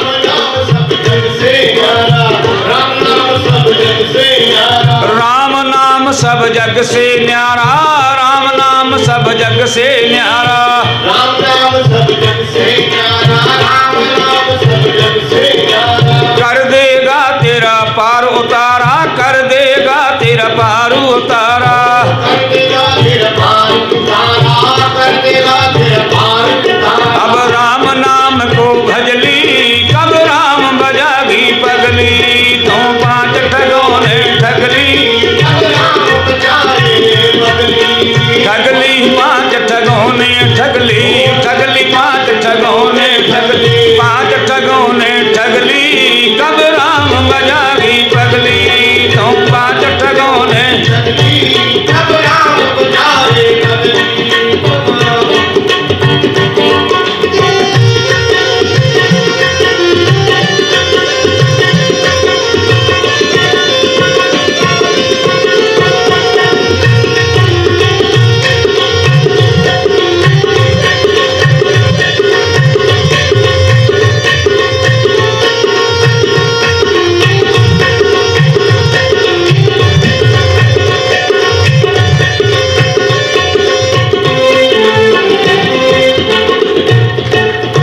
बोले कृष्ण चंद्र भगवान की। जय हो। ਸੋ ਕਪਲ ਦੇਵ ਜੀ ਮਾਤਾ ਨੂੰ ਗਰਭ ਦਾ ਗਿਆਨ ਦੇ ਰਹੇ ਨੇ। ਗਰਭ ਦਾ ਗਿਆਨ ਦੇਣ ਤੋਂ ਬਾਅਦ ਕਹਿਣ ਲੱਗੇ, ਜਦੋਂ ਇਨਸਾਨ ਬੁੱਢਾ ਹੋ ਜਾਂਦਾ ਹੈ, ਬਿਮਾਰੀਆਂ ਘੇਰ ਲੈਂਦੀਆਂ ਨੇ, ਇੱਕ ਹਟ ਗਈ ਦੂਜੀ ਲੱਗ ਗਈ ਤੀਜੀ ਲੱਗ ਗਈ, ਇਸ ਤਰ੍ਹਾਂ ਕਰਕੇ ਇਨਸਾਨ ਆਪਣੇ ਕੀਮਤੀ ਜਨਮ ਸਵਾਸਾਂ ਰੂਪੀ ਪੂੰਜੀ ਨੂੰ ਗਵਾ ਕੇ ਸੰਸਾਰ ਤੋਂ ਚਲਿਆ ਜਾਂਦਾ ਹੈ। ਫਿਰ ਕਿਸੇ ਕੁੱਤੇ ਦੇ ਜੂਨ ਦੇ ਵਿੱਚ, ਕਿਸੇ ਡੰਗਰ ਦੀ ਜੂਨ ਦੇ ਵਿੱਚ, ਕਿਸੇ ਬਿੱਲੇ ਦੀ ਜੂਨ ਦੇ ਵਿੱਚ 84 ਲੱਖ ਜੂਨਾਂ ਦੇ ਵਿੱਚ ਜਾ ਕੇ ਇਹ ਜੀਵ ਭਟਕਦਾ ਹੈ। ਔਰ ਜੀਵ ਨੂੰ ਜੋ ਸਜ਼ਾ ਮਿਲਣੀ ਹੈ ਮਨੁੱਖ ਤੋਂ ਬਾਅਦ ਹੀ, ਜਦੋਂ ਮਨੁੱਖ ਮਰਦਾ ਸੰਸਾਰ ਦੇ ਵਿੱਚੋਂ ਪਾਪ ਕਰਮ ਕਰਕੇ ਜੋ ਸਜ਼ਾ ਮਿਲਣੀ ਹੈ, ਇਸ ਨੂੰ ਜਮਦੂਤਾਂ ਨੇ ਸਜ਼ਾ ਦੇਣੀ ਹੈ। ਉਸ ਸਜ਼ਾ ਦੇ ਬਾਰੇ ਦੱਸ ਰਹੇ ਨੇ ਕਿ ਕਹਿੰਦੇ ਜਿਸ ਤਰ੍ਹਾਂ ਤਿਲਾਂ ਨੂੰ ਨਪੀੜਿਆ ਜਾਂਦਾ, ਜਿਸ ਤਰ੍ਹਾਂ ਗੰਨੇ ਨੂੰ ਘਲਾੜੀ ਦੇ ਵਿੱਚ ਪੀੜਿਆ ਜਾਂਦਾ ਹੈ, ਇਸ ਮਨੁੱਖ ਨੂੰ ਇਸ ਤਰ੍ਹਾਂ ਨਪੀੜਿਆ ਜਾਊਗਾ। ਬੜੇ ਕਸ਼ਟ ਸਹਿਣੇ ਪੈਣਗੇ ਜਮਦੂਤਾਂ ਦੇ। ਯਮਰਾਜ ਦਾ ਵੇਰਵਾ ਦੱਸਦੇ ਹੋਏ ਕਹਿਣ ਲੱਗੇ, ਫਿਰ ਜਦੋਂ ਇਹ ਪਾਪ ਤੇਰੇ ਖਤਮ ਹੋ ਜਾਣਗੇ, ਫਿਰ ਪੁੰਨ ਔਰ ਪਾਪ ਦੋਨਾਂ ਦਾ ਫੈਸਲਾ ਹੋ ਜਾਊਗਾ, ਬਰਾਬਰ ਹੋ ਜਾਣਗੇ, ਫਿਰ ਜਾ ਕੇ ਤੈਨੂੰ ਮਨੁੱਖ ਦਾ ਸਰੀਰ ਮਿਲੂਗਾ। ਫਿਰ ਮਨੁੱਖ ਸਰੀਰ ਨੂੰ ਪ੍ਰਾਪਤ ਕਰਕੇ ਜੋ ਇਨਸਾਨ ਇਸ ਸੰਸਾਰ ਦੇ ਵਿੱਚ ਆ ਕੇ, ਇਸ ਨਾਸਵਾਨ ਸੰਸਾਰ ਦੇ ਵਿੱਚ ਆਪਣੀ ਆਤਮਾ ਦਾ ਉਧਾਰ ਨਹੀਂ ਕਰਦਾ, ਉਹ ਨਰਕ ਦਾ ਭਾਗੀ ਹੋ ਜਾਂਦਾ ਹੈ, ਨਰਕ ਦੇ ਦੁੱਖ ਭੋਗਦਾ ਹੈ। ਇੱਕ ਕੁੱਤਾ ਦੇਖ ਲਓ, ਕਿਉਂਕਿ 84 ਲੱਖ ਜੂਨੀ ਦਾ ਜੀਵ ਹੈ ਇਹ। ਕੁੱਤਾ ਜਦੋਂ ਵੀ ਆਪਣੇ ਘਰ ਦੇ ਅੰਦਰ ਜਾਂ ਕਿਤੇ ਖਾਣਾ ਖਾ ਰਿਹਾ ਉੱਥੇ ਆਉਂਦਾ, ਉਸ ਟਾਈਮ ਬੰਦਾ ਡੰਡਾ ਚੱਕ ਕੇ ਬਾਹਰ ਮੋੜ ਦਿੰਦਾ ਉਹਨੂੰ, ਚਲੇ ਜਾਓ ਤੋਂ। ਲੇਕਿਨ ਹੈ ਤਾਂ ਸਾਡੇ ਚੋਂ ਗਿਆ ਹੋਇਆ, ਸਾਡੇ ਚੋਂ ਗਿਆ ਹੋਇਆ ਜੀਵ ਆ ਉਹ। ਪਰ ਅਸੀਂ ਭੋਲਾ ਰਾਮ ਜੀ ਦੇ ਦਰਬਾਰ ਦੇ ਅੰਦਰ ਬੈਠੇ ਹਾਂ, ਇਸ ਗੁਰੂ ਮਹਾਰਾਜ ਦੇ ਦਰਬਾਰ ਦੇ ਅੰਦਰ ਬੈਠੇ ਹਾਂ। ਅਸੀਂ ਨੇ ਨਾ ਗੁਰੂਆਂ ਦਾ ਸਤਿਕਾਰ ਕਰਨਾ ਹੈ ਕਿ ਸਾਨੇ ਅਮਲ ਕਰਨਾ, ਅਸੀਂ ਨੇ ਪਾਪ ਨਹੀਂ ਕਰਨਾ ਕੋਈ। ਅਗਰ ਪਾਪ ਕੋਈ ਭੁੱਲ ਭੁਲੇਖੇ ਹੋ ਵੀ ਜਾਵੇ, ਉਸ ਪਰਮਾਤਮਾ ਅੱਗੇ ਸਾਨੂੰ ਅਰਦਾਸ ਕਰਨੀ ਚਾਹੀਦੀ ਹੈ ਕਿ ਹੇ ਪਰਮ ਪਿਤਾ ਪਰਮਾਤਮਾ, ਸਤਵਣ ਜਾਣੇ ਅਣਜਾਣੇ ਦੇ ਵਿੱਚ ਇਹ ਪਾਪ ਹੋ ਗਿਆ, ਪਰ ਅਸੀਂ ਪ੍ਰਾਸ਼ਚਿਤ ਕਰ ਰਹੇ ਹਾਂ। ਭਗਵਾਨ ਕਹਿੰਦੇ ਜੇ ਪ੍ਰਾਸ਼ਚਿਤ ਕਰੇਗਾ ਤੂੰ ਪਾਪ ਤੋਂ ਮੁਕਤ ਹੋ ਜਾਏਗਾ। ਹਾਂਜੀ, ਗੁਰੂਆਂ ਦਾ ਸਤਿਕਾਰ ਕਰਨਾ ਚਾਹੀਦਾ ਹੈ। ਪਰਮਾਤਮਾ ਦੇ ਜੋ ਜੀਵ ਸੰਤ ਮਹਾਤਮਾ ਸਾਡੇ ਸੰਸਾਰ ਦੇ ਅੰਦਰ ਸਾਜ ਕੇ ਭੇਜੇ ਨੇ, ਉਹਨਾਂ ਸੰਤਾਂ ਮਹਾਤਮਾ ਦਾ ਸਤਿਕਾਰ ਕਰਨਾ ਚਾਹੀਦਾ ਹੈ। ਤਾਂ ਹੀ ਆਦਮੀ ਇਸ ਸੰਸਾਰ ਤੋਂ ਆਪਣੀ ਆਤਮਾ ਦਾ ਉਧਾਰ ਕਰ ਸਕਦਾ ਹੈ। ਸੋ ਕਰਦਮ ਰਿਸ਼ੀ ਨੇ ਜਦੋਂ ਆਪਣੀ ਮਾਤਾ ਨੂੰ ਪੂਰਨ ਗਿਆਨ ਦਿੱਤਾ, ਯਮਰਾਜ ਦਾ ਗਿਆਨ ਦਿੱਤਾ, ਉਹ ਗਰਭ ਦਾ ਗਿਆਨ ਦਿੱਤਾ, ਤਾਂ ਉਸ ਤੋਂ ਬਾਅਦ ਮਨ ਸ਼ਾਂਤੀ ਦੇ ਵਿੱਚ ਆ ਗਿਆ। ਸਾਰਾ ਕੁਝ ਸੁਣ ਕੇ ਦੇਵਹੂਤੀ ਮਾਤਾ ਦਾ ਜੋ ਮਨ ਸੀ ਉਹ ਸ਼ਾਂਤੀ ਦੇ ਵਿੱਚ ਆ ਗਿਆ। ਕਹਿਣ ਲੱਗੀ ਹੁਣ ਮੈਨੂੰ ਕਿਸੇ ਚੀਜ਼ ਦੀ ਜ਼ਰੂਰਤ ਨਹੀਂ ਰਹੀ। ਫਿਰ ਉਸਨੇ ਆਪਣੇ ਯੋਗ ਦੇ ਦੁਆਰਾ ਆਪਣੇ ਸਵਾਸਾਂ ਨੂੰ ਜਿੱਤ ਕੇ ਇਸ ਸੰਸਾਰ ਤੋਂ, ਇਸ ਨਾਸਵਾਨ ਸੰਸਾਰ ਨੂੰ ਤਿਆਗ ਕੇ ਬੈਕੁੰਠ ਧਾਮ ਦੇ ਵਿੱਚ ਚਲੀ ਗਈ, ਪਰਮਾਤਮਾ ਦੇ ਚਰਨਾਂ ਦੇ ਵਿੱਚ ਜਾ ਵਿਰਾਜੀ। ਤਾਂ ਕਪਲ ਦੇਵ ਜੀ ਆਪਣੀ ਸਮਾਧੀ ਦੇ ਵਿੱਚ ਲੀਨ ਹੋ ਗਏ। ਉਸ ਤੋਂ ਅੱਗੇ ਸੁਖਦੇਵ ਜੀ ਮਹਾਰਾਜ ਉਧਰੋਂ ਮੈਤਰਿਆ ਜੀ ਵਿਦਰ ਜੀ ਨੂੰ ਇਹ ਗਿਆਨ ਦੀ ਕਥਾ ਸੁਣਾ ਰਹੇ ਨੇ। ਕਹਿਣ ਲੱਗੇ ਕਿ ਮਹਾਰਾਜ ਅੱਗੇ ਦੀ ਜੋ ਕਥਾ ਬੜੀ ਅਨੋਖੀ ਕਥਾ, ਅਤਰੀ ਮੁਨੀ ਔਰ ਉਹਨਾਂ ਦੀ ਪਤਨੀ ਮਾਤਾ ਅਨਸੂਈਆ, माता अनसुईया और अत्रि मुनि जी ने बड़ा तप किया। जो तप करन गए उन्होंने इको मंत्र का उच्चारण किया, करता नाम कह के पुकारते रहे, करता। हुण करता ब्रह्मा जी भी आ गए, विष्णु जी भी आ गए और शंकर जी भी आ गए। करता नाम कह के पुकारते रहे। जदों काफ़ी समा 100 साल तक दस्या, वैसे 100 साल तक तप किया। जदों तप किया, तप करन तो बाद तीनों महाशक्तियां, विष्णु जी, ब्रह्मा जी, महादेव जी, तीनों महाशक्तियां उत्थे आके प्रगट हो गई। तीनों महाशक्तियां आके प्रगट हो गई और कहन लगे वर बरोही वर मंगो। अत्रि मुनि जी कहन लगे महाराज साने तां थोनू पुकार ही नहीं है, असीं तां करता नाम कह के पुकार रहे सी। साने एक देवता का भजन किया, एक देवता नूं पुकारिया, तुसीं तीन महाशक्तियां इकट्ठियां हो गई। फिर विष्णु महाराज जी ने कहा कि असीं तीनों ही करता हाँ, एक सृष्टि करता, दूजा पालन करता, तीसरा विनाश करता, कि तिन्ने ही करता हाँ। इस करके असीं तिन्ने ही तेरे सामने खड़े हैं। अत्रि मुनि जी अपने आप को धन कहन लगे और उन्होंने वरदान मंगया, पुत्र रूप का वरदान दे कारण ही वो भगती कर रहे सी। तो तिन्ना शक्तियां ने अपने अपने अंश नूं अत्रि मुनि के शरीर दे विच पा दिता। अत्रि मुनि द्वारा माता अनसुईया दे 3 पुत्र पैदा होए। दत्तात्रेय जी, चंद्रमा, 3 पुत्र पैदा होए। दत्तात्रेय जी विष्णु तो पैदा होए, चंद्रमा ब्रह्मा जी तो पैदा होए और शंकर जी तो दुर्वासा ऋषि पैदा होए। ये 3 महाशक्तियां माता अनसुईया दे जन्म लिता। तो उस तो अगे की कथा, अनसुईया माता तो अगे की कथा, जो दक्ष राजा सी, ब्रह्मा जी का पुत्र दक्ष राजा, दक्ष राजा दे 16 कन्या पैदा हुई। सुखदेव जी महाराज जो कथा सुना रहे अगे दी, परीक्षित जी ने कहन लगे कि महाराज दक्ष राजा दे 16 कन्या पैदा हुई और 13 कन्या उन्हां दियां धर्म नाल विआहियां गईयां। 14वीं कन्या अग्निदेव नाल विआही गई और 15वीं कन्या पितरगणा दे नाल विआही गई। 16वीं कन्या शिवजी महाराज दे नाल विआही गई, जो सती नाम नाल प्रसिद्ध हुई है। वो 16वीं कन्या तां पुछण लगे, विदुर जी पुछण लगे महाराज बाकी दे संताना, सब दे संताना होइयां, शंकर भगवान और सती माता दे संतान क्यों नहीं हुई? वो कहन लगे इस तो पहला थोनू मैं एक कथा सुनाऊंदा हाँ और उस तो बाद ही थोनू मैं दसूंगा भी संतान क्यों नहीं हुई। कहन लगे एक बार प्रजापतियों ने इकट्ठे होकर एक महायज्ञ रखिया। जदों यज्ञ रखिया तो यज्ञ दे विच यक्ष नाग किन्नर बड़े बड़े देवते अपने अपने वाहनों के द्वारा उस यज्ञ दे विच आ रहे सी। यज्ञ दे विच आ रहे सी तो कैलाश पर्वत ते माता पार्वती, माता सती और शंकर भगवान जी बैठे हुए सी। इन्हां दे कोलों जदों लंघ रहे सी तो एक वाहन नूं रोक के माता सती ने पूछा कि तुसीं कित्थे जा रहे हो? कहने लगे तैनूं नहीं पता, तेरे पिता ने बहुत बड़ा यज्ञ रखा होया और तेनू पता नहीं है, तो सब तो प्यारी पुत्रियां उहदी सती, सब तो प्यार ज़्यादा करता सी सती पुत्री नूं। 16 कन्या दे विचों सती नूं ज़्यादा प्यार करता सी, लेकिन विआह उसकी मर्जी मुताबिक नहीं होया सी, इस करके क्रोध हो गया सी उहनूं। सती माता दे मन के अंदर विचार आया कि मैनू पता नहीं और सारे जिहड़े जा रहे हैं सारिਆਂ नूं पता कि असीं दक्ष राजा दे यज्ञ के अंदर जा रहे हैं। सती माता शंकर भगवान जी नूं बेनती करन लगी, कहन लगी हे स्वामी मेरे पिता ने बड़ा सारा यज्ञ रखा होया, बहुत बड़ा यज्ञ रखा होया, जे आप जी की आग्ञा होवे मैं चली जावां। भगवान कहन लगे तेनों कोई सुनेहा आया? जदों तेनों कोई सुनेहा ही नहीं आया फिर तेरा जाण दा की काम है? सती माता कहन लगी गुरु के घर जाना होवे किसी नूं सुनेहे की जरूरत नहीं, माता पिता के घर जाना होवे कोई सुनेहे की जरूरत नहीं, और मित्र के घर जाना होवे सच्चे मित्र के घर जाना होवे तां कोई सुनेहे की या कहण की जरूरत नहीं हुंदी। सती माता ने शंकर कोले जिद की, शंकर भगवान अगे। हुण शंकर भगवान जी अपने मन के अंदर विचार कर रहे हैं भी जे मैं इसनूं जाण तो रोकिया फिर भी है अपने प्राण गवा दूगी, अगर मैं इसनूं जाण की आग्ञा देती फिर भी उत्थे विनाश होऊगा। शंकर भगवान जानी जान सी भी जे मैं जाण तो रोकिया फिर भी विनाश होऊगा, जे चली गई तां भी विनाश होऊगा।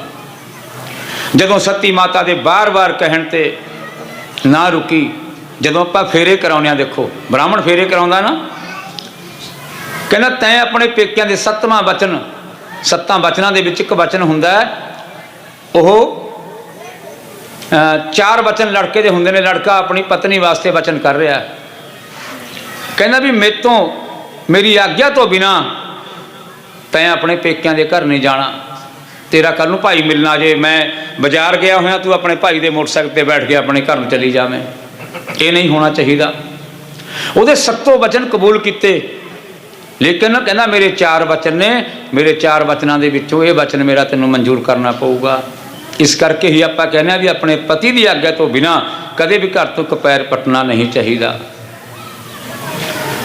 तो माता सती ने बार बार जिद की, जो बार बार जिद की तो शंकर भगवान जी ने की कहा, क्योंकि मन की श्रद्धा नहीं सी आग्ञा देने की, पर माता नूं रोक भी नहीं सके, इसे करके अपने गण नाल भेजे और चले गए। जदों चले गए तो अगे अपनी माता नूं मिल रही है, भैणां नूं मिल रही है, मासियां नूं मिल रही है।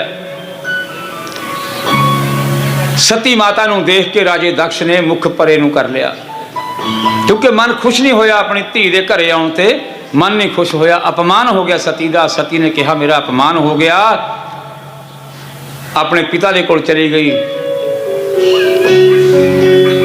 तो सुखदेव जी जो कथा सुना रहे हैं, राजा परीक्षित जी कहन लगे भी किस चीज़ का अपमान होया सी, कहन लगे सानू ये ज्ञान करवाओ कि किस दे अपमान कारण ये दक्ष की जो पुत्री सी सती, क्यों नहीं मतलब कि उन्होंने सन्मान करे अपनी पुत्री का। तो सुखदेव जी महाराज ज्ञान मूर्ति कहन लगे, कहते भी जदों प्रजापतियों ने एक जग रचिया सी, उस जग दे विच देवी देवते सारे बुलाए सी, शंकर भगवान और विष्णु जी भी बैठे हुए सी। प्रजापतियों का जग रखिया हो सी, राजा दक्ष नूं कुछ आउण वास्ते देर लग गई, क्योंकि आपां मान लो कि प्रोग्राम कर रहे हैं, किसी बड़े बंदे नूं बुलाउणा होवे तो थोड़ा बहुता लेट ही आऊगा। तो राजे दक्ष नूं देर हो गई, और देर के कारण शंकर भगवान जी ने कहा कि मैं बैठ के अपनी राम की समाधि के विच बैठ जावां, मैं राम का भजन कर लवां, पता नहीं कदों आऊगा दक्ष प्रजापति। राम का भजन कर रहे सी, अखां नूं बंद करके समाधि लगा ली, और इन्ने नूं समाधि लगी और नाल ही नाल राजे दक्ष का आउणा हो गया। राजा दक्ष आया, जो राजा दक्ष आया जिन्ने भी देवी देवते बैठे सी, प्रजापति बैठे सी, सारिਆਂ ने खड़े होकर सन्मान करया राजे दक्ष का। लेकिन शंकर भगवान और विष्णु जी जी का उठने की सी, शंकर भगवान जी उन्होंने दिमाग सी, जमाई सी, तो शंकर भगवान जी भी बैठे रहे। शंकर भगवान नूं बैठे देख के क्रोध आ गया दक्ष प्रजापति नूं, बहुत ज़्यादा क्रोध आ गया, और क्रोध के नाल अखां लाल हो गई, शरीर थर थर कंबन लग पिया। मेरा जमाई है, मेरे पुत्र के समान है, बीती मंद बुद्धि वाला जीव है जी, मड़ियां मसाणा दे विच रहन वाला, भभूतियां मलण वाला, नरमुंड माला पहन वाला, बड़े बड़े दुर्वचन बोले उस दक्ष प्रजापति ने। पर शंकर भगवान ने एक भी लफ्ज अपनी जबान चों नहीं बोलिया, भी जो कहना कही जान दो। बड़ा अपमान किया। तब भोले शंकर जी दे बारे की कहा कि जदों भी इंद्र उपिंद्र देवतियां का कोई भी पूजन होगा तो उस पूजन दे विच इहदा कोई स्थान ना रखा जाए, श्राप देता कि तेरा स्थान नहीं होगा, श्राप देता। बड़ा रोकिया देवतिया ने कि महाराज यह देवां दी देव महादेव ने कोई इस तरह का कोई वचन ना बोल। कहना मैं इसनूं सतपुरुष समझदा सी पर मेरी बुद्धि च कमी सी, मैं सतपुरुष इसनूं समझदा सी पर यह तां नरमुंड दी माला पहनण वाला, भूत प्रेतां दे नाल चलण वाला, ये मेरे जमाई बनने दे काबिल नहीं सी। दुर्वचन बोले सी तां यही दुर्वचन देव ऋषि नारद जी ने शंकर भगवान माता सती नूं जाके दसे। जदों माता सती नूं जाके दसे तां माता सती दे मन दे विच की विचार आया? जदों दक्ष प्रजापति दे राज महल दे विच पहुंची हुई सी, की विचार आया मन दे अंदर कि जिसने मेरे स्वामी की निंदा की, मेरे स्वामी नूं माड़ा वचन बोलिया, तां की कहा माता सती भी जे कोई अपने स्वामी दा स्वामी दे बारे बुरा बोल रहा होवे, माड़ा बोल रहा होवे, पहली गल तो उस जगह तो उठ के चले जाओ। अगर नहीं उस जगह तो गए तो उस बंदे नूं दंड जरूर देना चाहिए। अगर दंड देने की भी कोई हिम्मत नहीं है, कोई चारा नहीं चलता, तो अपने आप को खत्म कर लेना चाहिए। माता सती ने यह तीन गल्लां कहियां कि अपने, क्योंकि यह हर एक ते लागू होंदे ने, गुरु वास्ते भी लागू होंदी है, अपने स्वामी वास्ते भी लागू होंदी है, भगवान वास्ते भी लागू होंदी है। जिथे किसी शरधा खड़ी होंदी है, असी उस दे बारे कोई माड़ा वचन बोल के उस बंदे का जो अंदर विश्वास होंदा है उसनूं जख्मी कर दिंदे आ। अपनी अपनी शरधा होंदी है, क्योंकि आल इंडिया आल वर्ल्ड तक दुनिया आज़ाद है, कोई किसी नूं मन्ने, कोई किसी दे जावे, कोई किसी दे ना जावे, पर असी कई बार उन्होंने इहो जे ताने मार दिंदे आ, अंदर जख्म कर लैंदा आदमी और मन उसका बेकाबू हो जाता है, लड़न तो मजबूर हो जाता है। तो सती माता ने तीन गल्लां कहियां, जे अपने स्वामी की निंदा हुंदी होवे तो उस जगह तो उठ के चले जाओ, नहीं तो उस पुरुष नूं दंड दिओ, नहीं अपने आप नूं खत्म कर लो। ये गल्लां सुन के उसने सती ने अपने पिता नूं बहुत कुछ कहा कि कहंदी मेरे पति दा, मेरे स्वामी दा तैं अपमान किया, तेनू खुद नूं ज्ञान नहीं है कि मेरा पति कौन है। ये दो शब्दां नाल बनया होया शिव रूप, ये पूर्ण परमात्मा है। कहन लगी शिव का नाम अगर भुल भुलेखे भी, सती माता कह रही है भागवत के अंदर, जे भुल भुलेखे भी एक जीव शिव कह दिंदा एक बार शिव अपनी जबान चों, तो वह अपनी आत्मा का उद्धार कर लेंदा है, सारे पाप नष्ट हो जाते हैं। पापां बारे भागवत के अंदर होर भी बहुत कुछ दस्सिया, कहते जदों असीं भागवत सुनने का घरे विचार करते हैं भी कथा सुनन जावांगे तो पाप साढ़े तीन टुकड़ियां दे विच बन जाते हैं। तीन टुकड़ियां दे विच किस तरह? जदों असीं घर तो चले, विचार किया घर तो भी सप्ताह यज्ञ सुननी आ, दूसरा जदों सप्ताह यज्ञ सुनने वास्ते असीं रास्ते च आ रहे हैं, और तीसरा जदों सप्ताह यज्ञ बैठ के पंडाल च सुन रहे हैं। कहते तीन टुकड़ियां दे विच ये पाप सारे खत्म हो जाते हैं बंदे दे, जो सप्ताह यज्ञ दे विच आ जांदा है। सो सती माता ने तीन गल्लां कहियां। तीन गल्लां कहण तो बाद कहण लगी यह अपवित्र शरीर जो मेरा शरीर है अपवित्र शरीर हो गया है। क्यों? कहण लगी तू मेरा पिता, तेरे द्वारा मैनू यह शरीर मिलिया और तेरा अपवित्र खून मेरे शरीर के अंदर बह रहा है। मैं शरीर नूं रखना नहीं चाहती, तेरा अपवित्र खून मेरे शरीर दे विच बह रहा है, मैं इस शरीर नूं रखना नहीं चाहती। तां माता सती ने उत्तर वल मूँह किया और पीले वस्त्र पाके उत्तर वल मुँह करके अपना आचमन करके अपने आप को शुद्ध करके शुद्ध मंत्र बोल के अपने आप शरीर का अपनी माया दे नाल अपनी योग विद्या दे नाल शरीर का त्याग कर दिता, यज्ञ भंग कर दी सारी। और जदों शंकर भगवान जी नूं नारद देव ऋषि नारद जी पहुंचे शंकर भगवान जी को जाके, तो शंकर भगवान जी कहन लगे देव ऋषि नारद तू किसी मतलब तो बिना कदे आ नहीं सकता, कारण दसो की है। कहन लग्या महाराज इस तरह करके विनाश हो गया। और शंकर भगवान जी उसे समय क्रोध दे विच आ गए। क्रोध दे विच आके अपनी एक जट पट्टी सिर तो जट पट के जमीन ते मारी कसिला दे नाल। जदों जमीन ते मारी तो उत्थे वीरभद्र नाम का एक पुरुष पैदा हो गया। वीरभद्र नाम का पुरुष पैदा हो गया जिसे 70,000 बाहां, 70,000 बाहां और बहुत बेशुमार लंबा चौड़ा शरीर प्रगट हो गया। प्रगट होने तो बाद कहने लग्या महाराज हे स्वामी मेरे लिए आज्ञा दसो की है। कहने लग्या इस तरह करके सती हो गई और जाके राजे दक्ष दे जग का विनाश कर दे। उसी समय शंकर भगवान दे गण नाल गए, नंदी जी नाल गए और जदों झगड़ा हो रहा सी माता सती वेले झगड़ा हो रहा सी, उस टाइम नंदी जी ने भी श्राप दिता सी राजे दक्ष नूं कि तू बहुत अपशब्द मेरे स्वामी नूं बोले ते तू हर वेले मैं करदा रहना, तेनू ज्ञान नहीं, तेरा मूँह ही बकरे दा लग जे। ये भी श्राप दिता सी नंदी जी ने। तां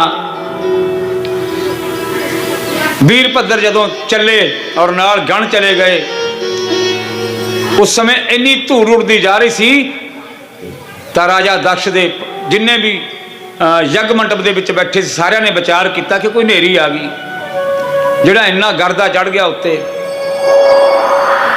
तां जाके राजे दक्ष दे यज्ञ नूं भंग किया, सब विनाश करता जाके और राजा दक्ष नूं पकड़ लिया। राजा दक्ष नूं पकड़ के खड़ग दे नाल उसकी गर्दन चीरन लगे, वड्ढण लगे गर्दन नूं। जदों गर्दन वड्ढण लगे तो चमड़ी बहुत सख्त थी राजे दक्ष की, गर्दन ना वड्ढी गई। तो उसी समय वीरभद्र ने उठा के हवन कुंड दे विच जो यज्ञ कुंड चल रहा सी उस कुंड दे विच उहदा सिर विच पा दिता, सारा सिर सड़ गया। तो देवते दौड़े दौड़े, देवतियां दे भी हथ पैर तोड़ते सी, ये भी भागवत लिखा कि हथ पैर तोड़ते सी। तो चले गए कित्थे? ब्रह्मा जी कोले। ब्रह्मा जी दे कोल जाके बेनती करन लगे कि महाराज बहुत विनाश हो गया, शंकर भगवान दी क्रोध अग्नि, बहुत प्रचंड अग्नि ने सारा विनाश कर दिता, साडे हथ पैर टुट गए। हे ब्रह्मा जी चलो शंकर भगवान जी कोल चलो, उत्थे माफ़ी मंगांगे। शंकर भगवान जी दे कोल चले आए। शंकर भगवान जी दे नाल ब्रह्मा जी आके उन्हां दी स्तुति करन लगे। देवते ने स्तुति की, ब्रह्मा जी ने स्तुति की। स्तुति करन तो बाद भगवान शंकर जी ने अपने नेत्र खोले और नेत्र खोलन तो बाद शंकर भगवान जी नूं प्रणाम किया। प्रणाम करन तो बाद शंकर भगवान जी कहन लगे हाँ दसो भाई। तो शंकर भगवान जी नूं ब्रह्मा जी कहन लगे महाराज उत्थे इस तरह करके विनाश हो गया, बड़ा बुरा हो गया, पर जेड़े जेड़े देवते ने हथ पैर टुट गए, जिन्हां दे दंद टुट गए, उन्हां दे सही सलामत कर दो अपनी कृपा नाल। और राजे दक्ष दा जो सिर खत्म हो चुकिया उसनूं भी जीवित करो और उसके सिर का कोई इंतजाम करो। तो भगवान जी ने बड़ी दया दे नाल जाके, देखो इन्ना कुछ हो गया, सती होगी माता, फिर भी भगवान शंकर दे अंदर दया, ताही संसार उसनूं भोला नाम दे नाल पुकारदे ने। शंकर भगवान दे मंदिर जाके जे एक बार कह दी आपां नमो पार्वती पते हर हर महादेव, जे आप इस तरह कह दिए 3 बार लगातार, तो जिन्ने भी साडे पिछले पाप किते हुंदे ने सारिਆਂ ਦਾ विनाश हो जाता है। शंकर भगवान ऐसे दयालु ने, बिल पत्तर चढ़ा दो होर ज़्यादा प्रसन्न हो जाते हैं। पर एक शंकर भगवान ही ऐसे देवता ने, चाहे रात को 1:30 बजे जाके शिवलिंग ते पानी चढ़ा दो, कदे थोनू ये नहीं कहेंगे भी जल ना चढ़ाओ। शंकर भगवान ही कैसा देवते ने जिन्हों ते जिस समय जाके भी जल चढ़ा सकते हो। तो शंकर भगवान जी ने अपनी दया दृष्टि नाल उवें ही किता, कहन लगे भी इसके बकरे का सिर लगाया जाऊगा, क्योंकि इसनूं मैं करन दी आस सी, नाले नंदी का श्राप सी। तो बकरे का सिर लगा के राजे दक्ष नूं जीवित किया और जो माता सती ने अपने शरीर का विनाश किया सी अपने मोढे के उपर कंधे के उपर रख के परिक्रमा की। और विष्णु भगवान ने सोचा कि शंकर भगवान ने सती नूं अपने शरीर ते उठा लिया, जे इसका कोई ना इंतजाम किया गया पता नहीं की होगा। तो उसी समय अपने सुदर्शन चक्कर द्वारा माता सती के शरीर के टुकड़िਆਂ ਨੂੰ टुकड़े टुकड़े करके वंड दिता और उड़ गए हवा च। और जिथे जिथे जाके वो टुकड़े गिरे उन्होंने उन्होंने थावां ते पवित्र स्थान बन गए जो माता साडियां जिन्होंने असीं पूजदे हां माता नूं। यही माता बनिया। नैन गिरे नैना देवी बनी, मन गिरिया मनसा देवी बनी। इस तरह मतलब वो शुद्ध स्थान हो गए। जिथे जिथे माता के टुकड़े गिरे उत्थे उत्थे ये देवियां प्रगट हो गईयां। पर सती ने अपने शरीर नूं त्यागण तो पहला ही एक मन के अंदर विचार किया सी कि मैं शरीर का त्याग कर रही हैं, लेकिन मैं दूसरा जन्म लेके संसार दे विच आऊँगी, फिर भी मैं अपने शंकर भगवान की अपने स्वामी की ही पत्नी बनूंगी। उस तो बाद की होया, माता सती तो बाद की होया, दूसरा जन्म हिमालय पर्वत दे घर माता पार्वती नाम दे नाल लिया, जन्म लिया। हिमाचल पर्वत दे घर जन्म लिया माता पार्वती ने। हौली हौली जो थोड़ी थोड़ी वड्डी हुई, माता वड्डी हुई तो माता दे मन की भावना पुछण लगे पिता हिमाचल, पुछण लगे पुत्री तेरी शादी किस नाल कीती जावे, तू वड्डी हो। क्योंकि माता पिता नूं जदों बच्चा बड़ा हो जाता बड़ी चिंता हो जाती है, खास करके अपनी बेटी की। तो बेटी कहन लगी मैं शंकर भगवान नाल शादी करवाऊंगी। कहन लगा ये असंभव है, असंभव है कि शंकर भगवान नाल तेरी शादी किस तरह होगी। कहन लगी मैं तप करूंगी उन्होंने निमित्त। माता पार्वती जाके मंदराचल पर्वत के उपर बैठ गई और उस जगह पर जाके तप करना शुरू कर दिता। माता पार्वती ने तप करना शुरू कर दिता। बड़ी कठिन तपस्या की, बहुत समा बीत गया। समा बीतण तो बाद एक दिन देव ऋषि नारद महाराज जी उस पर्वत के उपर गए माता पार्वती की परीक्षा लैण वास्ते। देव ऋषि नारद जी जाके कहन लगे कि हे देवी तू किस दे लई, किस सिद्धि दे लई, की सिद्ध करना चाहनी है, तू इन्नी कठिन तपस्या कर रही है। कहन लगियां हे देव ऋषि नारद मैं शंकर भगवान की प्राप्ति वास्ते यह तप कर रही हैं। कहन लग्या बौलियां तू जंगल दे विच भूत प्रेतां दे नाल रहन वाला, बैतालां दे नाल रहन वाला, नरमुंड की माला पहनण वाला और भभूति मलण वाला, मड़ियां की स्वाह मलण वाला, तू इहो जिहे बंदे नाल विआह करवाएंगी, तू कवेर नाल विआह करवा। कहन लगी नहीं। पार्वती माता ने की जवाब दिता, कहती मन एक हुंदा। माता पार्वती कहन लगी मन एक हुंदा और मन दे विच जो इच्छा धारण की तो स्वामी भी एक हुंदा, उसे स्वामी नूं मैं प्राप्त करना है। बड़ा समझाया नारद जी ने कि नहीं बेटा तेरे योग्या वर नहीं है, हो भूत प्रेतां च रहूगा। लोग देख के डर पैंदे ने, उसनूं लोग देख के डर पैंदे ने, तू उस नाल विआह करवाउण नूं फिरदी आ। कहण लगी मेरे पति दे विच कोई भी गुण नहीं है। मान लो नारद नूं कहण लगी कि मेरे पति च कोई गुण नहीं, अब गुण भरे हुए ने, लेकिन मैं अपने मन दे विच उसनूं स्वामी मन चुकी हाँ और मैं अपना स्वामी ही बनाऊंगी।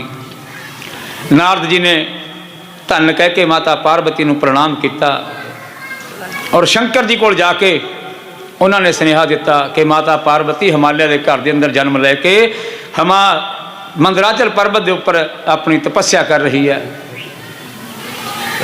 कि थोड़ी प्राप्ति वास्ते। हुण शंकर भगवान तो वैसे जाने जान सी। तां देव ऋषि नारद हिमालय जी के घर गए। कहन लगे महाराज थोड़ी बेटी जवान हो गई, रिश्ता करवा दिए। कहन लगे करवा दो। लड़का की करदा? कहंदे लड़का तो तुसीं बात ते छड्ड दो जी, ब्रह्मा विष्णु महेश उहदे दर ते आउंदे ने। की कारोबार है? कहंदे कारोबार की गल ही छड्डो तुसीं, कारोबार तो मेरी गारंटी है पूरी। किन्ने भैन भाई ने, की मकान है, बड़ा कुछ पूछया क्योंकि हर एक माता पिता पुछदा है। तो कहन लगे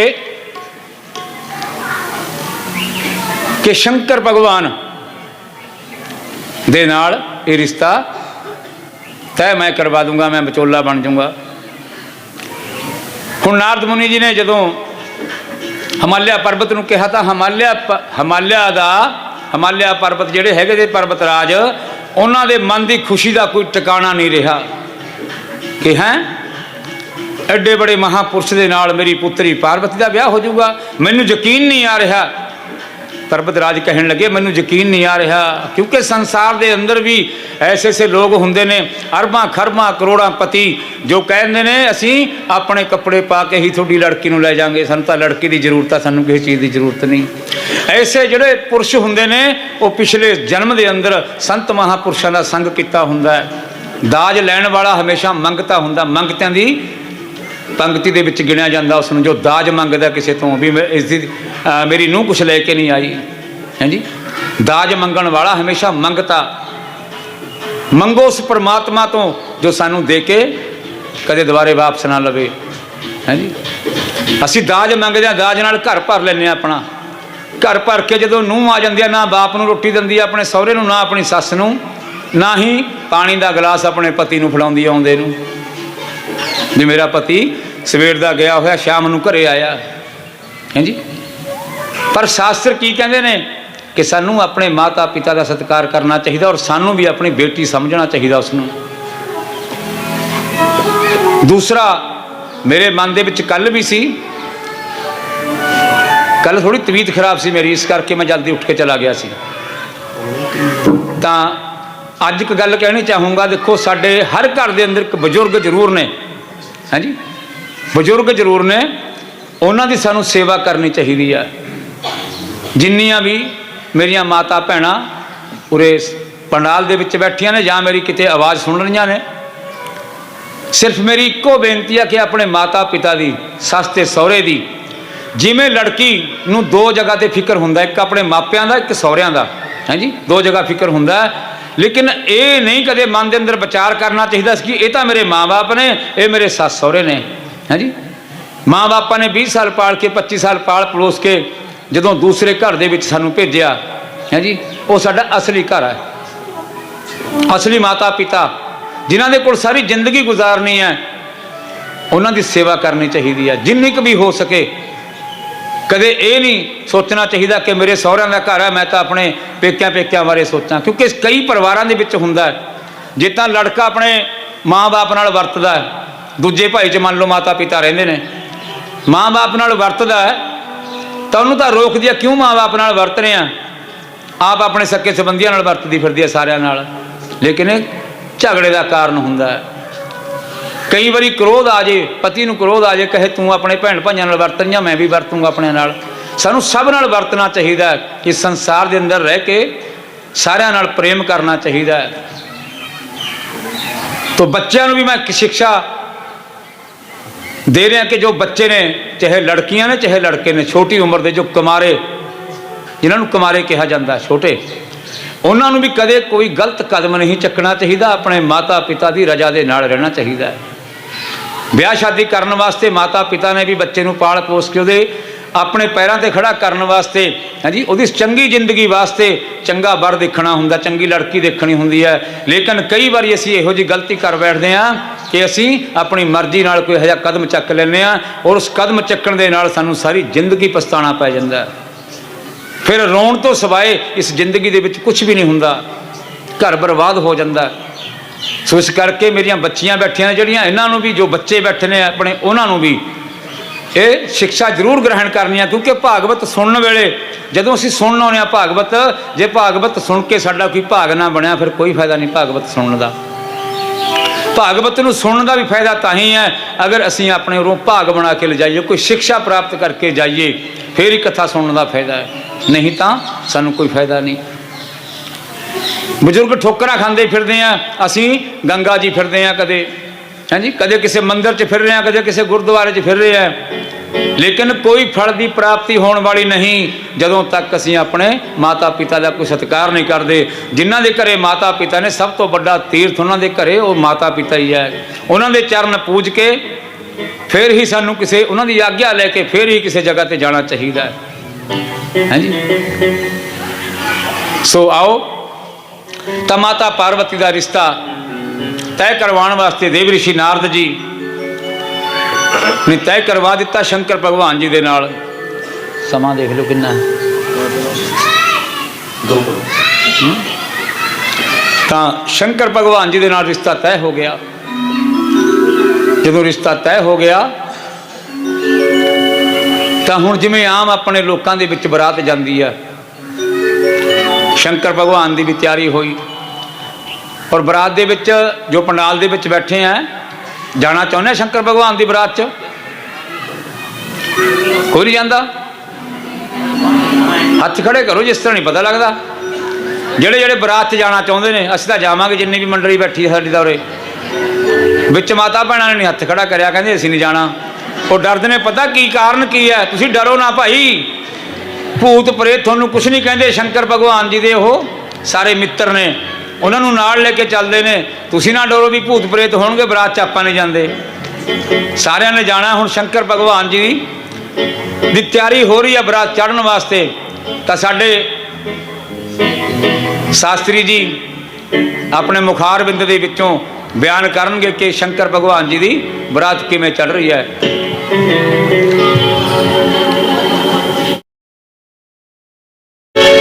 बोली शंकर भगवान की।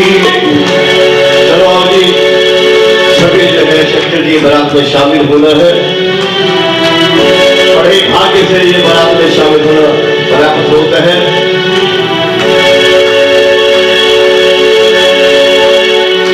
ओ मेरे भम भम भोले,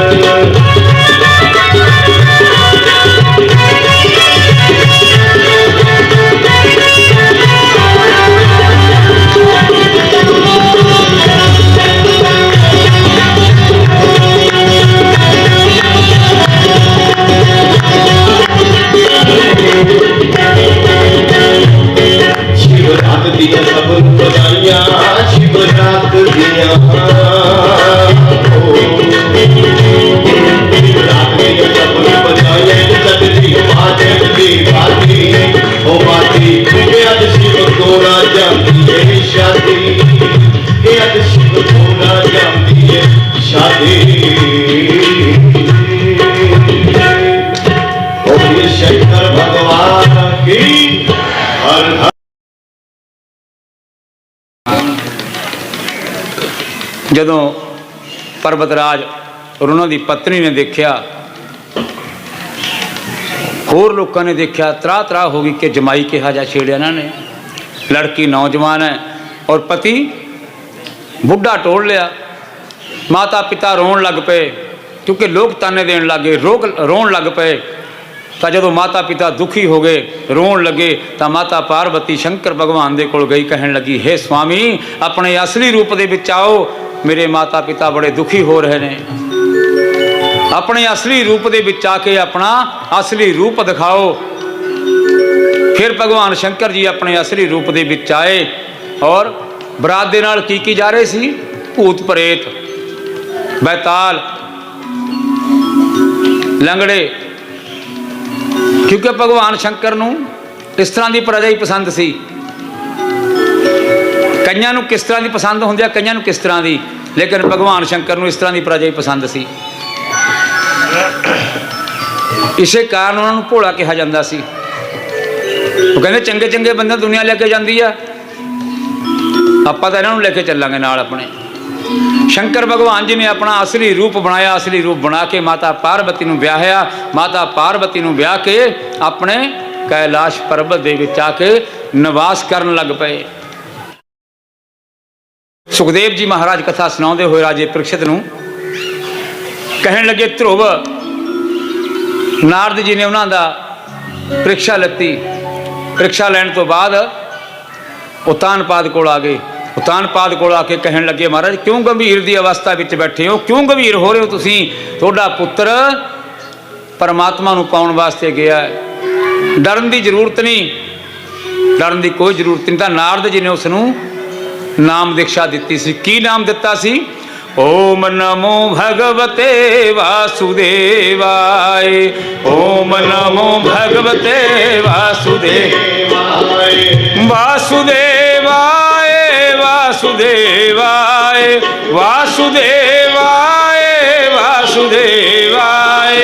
ਓਮ ਨਮੋ ਭਗਵਤੇ ਵਾਸੁਦੇਵਾਏ, ਓਮ ਨਮੋ ਭਗਵਤੇ ਵਾਸੁਦੇਵਾਏ, ਓਮ ਨਮੋ ਭਗਵਤੇ ਵਾਸੁਦੇਵਾਏ। ਦੇਵ ਰਿਸ਼ੀ ਨਾਰਦ ਜੀ ਨੇ ਕਿਹਾ, ਓਮ ਨਮੋ ਭਗਵਤੇ ਵਾਸੁਦੇਵਾਏ ਨਮੇ। ਇਸ ਮੰਤਰ ਦਾ ਜਾਪ ਕਰਨਾ ਕਿੱਥੇ ਕਰਨਾ ਹੈ? ਮਥੁਰਾਪੁਰੀ ਚਲਾ ਜਾ ਔਰ ਉਸ ਯਮੁਨਾ ਦੇ ਕਿਨਾਰੇ ਤੇ ਬੈਠ ਕੇ ਔਰ ਕੁਸ਼ਾ ਦਾ ਆਸਣ ਵਿਛਾ ਕੇ ਕੀ ਭੋਜਨ ਕਰਨਾ? ਕਹਿਣ ਲੱਗੇ ਕਿ ਭੋਜਨ ਹਲਕਾ ਕਰਨਾ ਇੱਕ ਸਮੇਂ ਬਸ। ਇਹ ਸਾਰੀ ਸਿੱਖਿਆ ਧਰੁਵ ਨੂੰ ਨਾਰਦ ਜੀ ਨੇ ਦਿੱਤੀ ਸੀ ਕਿ ਹਲਕਾ ਭੋਜਨ ਕਰਨਾ, ਹਲਕਾ ਭੋਜਨ ਕਰਕੇ ਤੂੰ ਬੰਦਗੀ ਕਰ, ਕਿਉਂਕਿ ਜੇ ਪੇਟ ਭਰ ਕੇ ਬੈਠੋਗੇ ਤਾਂ ਤੁਸੀਂ ਤਪੱਸਿਆ ਨਹੀਂ ਕਰ ਸਕਦੇ, ਅਵਾਸੀਆਂ ਆਉਣਗੀਆਂ। ਤਾਂ ਅਵਾਸੀਆਂ ਦੇ ਨਾਲ ਭੂਤ ਪ੍ਰੇਤ ਵਿਸ਼ੂ ਪੈਦਾ ਹੋ ਜਾਂਦੇ ਨੇ, ਸੱਪ ਪੈਦਾ ਹੋ ਜਾਂਦੇ ਨੇ, ਹਾਂਜੀ ਮਾੜੀਆਂ ਚੀਜ਼ਾਂ ਪੈਦਾ ਹੋ ਜਾਂਦੀਆਂ ਨੇ ਕਈ ਵਾਰੀ।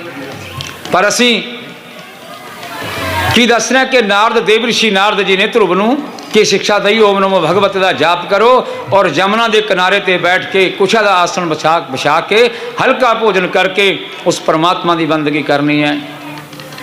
ਤਾਂ ਉਹਨੇ 7 ਦਿਨਾਂ ਤੱਕ, ਧਰੁਵ ਜੀ ਨੇ 7 ਦਿਨਾਂ ਤੱਕ ਥੋੜਾ ਥੋੜਾ ਫਲਾਹਾਰ ਕੀਤਾ। 7 ਦਿਨ ਤੋਂ ਬਾਅਦ ਪੱਤੇ ਖਾਣ ਲੱਗੇ।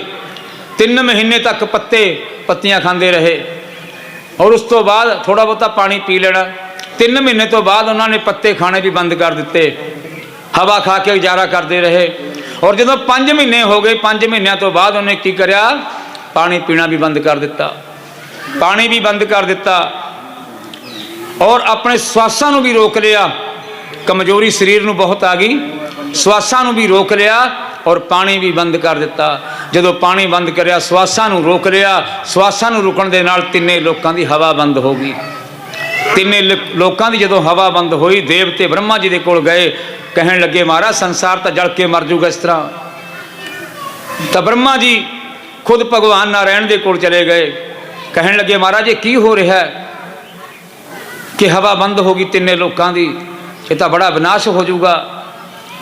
ਤਾਂ ਭਗਵਾਨ ਨਾਰਾਇਣ ਕਹਿਣ ਲੱਗੇ ਭਾਈ ये किसी राक्षस ने किसी असुर ने बंद नहीं की। ये तो एक छोटा जिहा 5 साल का बालक है ध्रुव, और ध्रुव ने यह अपने श्वासा नूं रोक लिया। अपने श्वासा नूं रोकण दे कारण यह तिन्ने लोगों की हवा बंद हो गई। ध्रुव जी नूं दर्शन देने के लिए ध्रुव अपनी आत्मा के अंदरों ही भगवान के उस रूप का दर्शन कर रहे थे, जो देव ऋषि नारद जी ने ओम नमो भगवत वासुदेव का मंत्र जाप करने वास्ते कहा सी। उस कृष्ण भगवान का अंदरों दर्शन कर रहे सी, आत्मा के अंदरों दर्शन कर रहे सी। उस प्रकाश दिख रहा सी अपने अंदर। जदों उस प्रकाश का दर्शन कर रहे सी, भगवान अपने मोर मुकुट सिर ते रख के ध्रुव जी के सामने खड़े हो गए। ध्रुव जी सामने खड़े होके ध्रुव नूं पुकारिया। ध्रुव ने अखां ना खोलियां, क्योंकि मगन सी परमात्मा की बंदगी के अंदर मगन होए वे सी। ध्रुव ने अखां ना खोलियां। जदों भगवान ने 2-3 बारी पुकारिया, ध्रुव ने नहीं अखां खोलियां, तो ध्रुव के अंदर जिहड़ा उस परमात्मा का स्वरूप का चानण अंदर पै रहा सी। ध्रुव दर्शन कर रहा सी, उस मस्त होया पिया सी उस रूप नूं देख देख के। तो वह रूप ही परमात्मा ने बाहर खिंच लिया। परमात्मा ने वह रूप बाहर खिंच लिया। जदों ध्रुव उसी समय जिस तरह आपां नूं अचंभा जिहा हो जाता किसी चीज़ का, अचंभे च पै गया भी की कारण होया, मैं जिहड़ा प्रकाश अंदर देख रहा सी, ये प्रकाश कित्थे गया। उसी समय उसने अखां खोलियां। अखां खोलियां ध्रुव ने, तो बाहर की देख रहा, उही प्रकाश बाहर देख रहा जो अपने अंदर देख रहा सी, अपनी आत्मा के अंदर देख रहा सी। उस प्रकाश नूं बाहर देखा, बाहर देखा, दंडवत प्रणाम किया। प्रणाम करके कहन लगे, महाराज मेरा प्रणाम स्वीकार करो। ध्रुव नूं आशीर्वाद दिता भगवान ने। आशीर्वाद दे कहन लगे, ध्रुव तेरे मन की कोई इच्छा मैनू जाहिर करो। ध्रुव ने कहा, थोड़े दर्शन हो गए, मैनू किसी चीज़ की इच्छा ही नहीं रही। सामने चतुर्भुजी भगवान मेरे सामने आ गए, हुण मैनू किसी चीज़ की भी इच्छा नहीं रही। भगवान कहन लगे भी नहीं, सब तो पहला तैं अपने मन के विच विचार किया सी, मैं भगवान की गोद के विच बैठूंगा, तेरी ये इच्छा पूर्ण करनी है। मैं भगवान ने अपनी गोदी च बिठा लिया। दूसरी इच्छा, राजगद्दी के उपर उतानपाद की गोद चों तेरी माता सौतेली ने उतार के नीचे खिंचिया सी, वो तेरी दूसरी इच्छा पूरी कर रहे हैं कि तू 1000 साल तक धर्मराज करेगा बैठ के। कहते वधिया राज धर्म का राज करेगा बैठ के, जाओ वापस अपने घर नूं चले जाओ। और ध्रुव नूं आशीर्वाद दे के ध्रुव जी वापस चले आए। जदों वापस आ रहे हैं तो मन के विच वो 5.5 साल का बच्चा हो चुकिया सी। 5.5 साल का बच्चा अपने मन के विच विचार करता आ रहा है कि मैं कितनी गलती की, इस मोह माया दे विच फिर फस रहा। मैं परमात्मा नूं पाके मैं क्यों राज करना कबूल किया। पर एक आशीर्वाद दिता सी परमात्मा ने ध्रुव नूं। ध्रुव अपने मन के विच विचार करन लगे, तो मन के अंदर सोचन लगे कि परमात्मा ने एक आशीर्वाद दिता सी, की कहा सी कि हे ध्रुव तू छोटी जी उम्र दे विच मैनू पा लिया, मैं तेनों एक वर दे रहा हैं कि ब्रह्मा तो भी उपर, ब्रह्मलोक तो भी उपर ध्रुवलोक है, उस ध्रुवलोक दे विच तेरा स्थान होवेगा, उस स्थान दे विच तेरा निवास होगा। ध्रुवलोक तेरा ध्रुवलोक होगा हो। तो ध्रुव ने अपने मन के विच कहा भी परमात्मा ने चलो मैनू आशीर्वाद तो दिता, राजकाज करांगे जिमें भी होगा। हुण जदों आई गए आपां संसार विच वापस, तो सारा कुछ करना ही पैंदा इंसान नूं। तो वापस आए, एक बगीचा सी उतानपाद दा, उस बगीचे दे विच उन्हां ने रात गुजारी। शाम नूं आए, रात रहे उस बगीचे दे अंदर। सुबह हुंदे ही और जदों उतानपाद नूं पता लग्या कि मेरा पुत्र मेरे बगीचे दे विच आया होया है, सारे राज की प्रजा ढोल वाजियां दे नाल ध्रुव नूं लैण वास्ते चले गए। प्रजा भी नाल चली गई ध्रुव नूं देखण वास्ते, क्योंकि एक जिस तरह मान लो अपना मडौड़ नगर है, इस मडौड़ नगर के अंदर साडे संत भोला राम जी ने अथक तपस्या की हुई है। तो असीं सवेरे 3:30 बजे तो शुरू होके शाम तक उरे मत्था टेकते रहने हैं, दर्शन करते रहने हैं।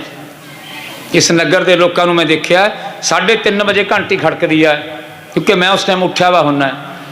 घंटी खड़कती है तो उस टाइम मन के विचार आता कि कितना नगर भागा वाला है, इस नगर दे विच एडे बड़े संतां ने तपस्या की। तपस्या करके अज इस नगर दे विच ओह अमर बैठे ने। उन्हां दा आशीर्वाद लैण वास्ते संगत उरे दर ते आउंदी आ। सो इस तरह ध्रुव जी नूं क्योंकि बंदगी की सी परमात्मा की, प्रजा कहन लगी भी साडे इस राज दे एक 5.5 साल के बालक ने परमात्मा नूं पा लिया तो उहदे दर्शन करके आवांगे। दर्शन करन दे नाल ही इंसान दा पार उतारा हो जाता है। गुरुआं महापुरुषां दे दर्शन करके तां बंदे दा पार उतारा होना ही है। सो ध्रुव जी नूं ढोल बाजां दे नाल राजकाज दे विच लिआंदा गया। राजकाज दे विच लिआंदा गया। जो थोड़ा जिहा वड्डा होया उसनूं राज तिलक करवाया और भगवान ने यह भी आशीर्वाद दिता सी कि हे ध्रुव, जदों तू राज गद्दी ते बैठेगा और तेरा दूसरा सतेली माता दा भरा उत्तम तेरी पूजा करूगा और तेरी सेवा करया करूगा। देखो भगवान की बंदगी करन दे नाल किड्डा बड़ा सानू फल मिलिया। ध्रुव नूं किड्डा बड़ा फल मिलिया कि कित्थे राज गद्दी ते अपने पिता की गोद विच भी नहीं बैठ सकता सी, कित्थे सारी जिंदगी राज करना और दूसरा सतेली माता का पुत्र उत्तम तेरी सेवा करया करूगा। तो उत्तम सेवा करता रहा, काफ़ी समय तक सेवा करता रहा। एक दिन उहदे मन च विचार आया कि मैं शिकार खेडन दे लई चला जावां। शिकार खेडन दे लई चला गया। जिथे शिकार खेडन दे लई जदों गया तो शिकार खेडन लई एक यक्ष के हथों युद्ध दे विच मारिया गया, मौत हो गई। तो ध्रुव जी नूं आके पता लग्या कि मेरा भरा जिहड़ा उत्तम सी उहदी मौत हो चुकी है। ध्रुव जी उत्थे पहुंचे और जाके युद्ध करन लगे। और उस ध्रुव नूं जदों कबीर जी ने देखा, कबीर नूं पता लग्या कि हे ध्रुव जी ने, तो उस जगह ते उन्हां दी संधि हो गई। संधि का मतलब कि आपस विच प्रेम हो गया कि एक दूसरे नाल झगड़ा नहीं करना। तो उत्थों ध्रुव जी वापस आके अपने राजकाज के कामां नूं करन लगे। तो उस तो बाद सुखदेव जी महाराज, समा हैगा हाले? हाँ जी हाँ। सुखदेव जी महाराज अगे की कथा राजे परीक्षित नूं सुणाउंदे होए, क्योंकि राजे परीक्षित ने कहा कि महाराज एक बेन राजा सुनिया मैं, बेन राजा। बेन राजा बड़ा पापी राजा सी कि सानू मैं उसकी कथा सुननी चाहुंदा। तो सुखदेव जी महाराज, महात्मा सुखदेव जी बेन राजे की कथा का वर्णन करते हुए सुखदेव जी अपने परीक्षित महाराज नूं कथा सरवण करा रहे ने। जिहड़ा बेन राजा सी, अधर्मी राजा सी, उहदे माता पिता ने तप किया सी कि सानू पुत्र प्राप्त हो जाए। तो कथा तो काफ़ी लंबी चौड़ी है पर मैं सूक्ष्म रूप नाल तुहानूं दस रहा। उहदी माता नूं यह कहा सी कि यह निर्वस्त्र होके,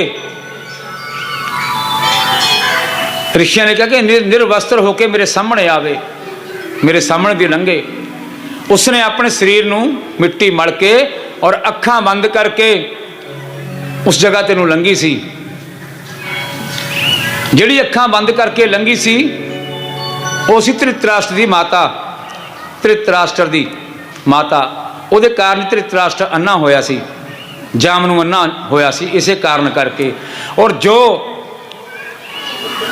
बेन दी माता सी, बेन दी माता ने मन दे अंदर मौत का चिंतन किया होया सी, मन दे अंदर मौत चिंतन किया होया सी। माड़ी बिरती सी, माड़ी बिरती जिन्हों आपां कहने आ, माड़े विचार अंदर सोचे हुए सी। माड़े विचार सोचण दे कारण माड़े विचारां वाला हो राजा बेन पुत्र पैदा होया उसदा। और उस तो बाद उसका जिहड़ा वतीरा सी की किता, जिन्ने मंदिर सी बड़ा हो गया, बड़ा हो गया, राज तिलक हो गया।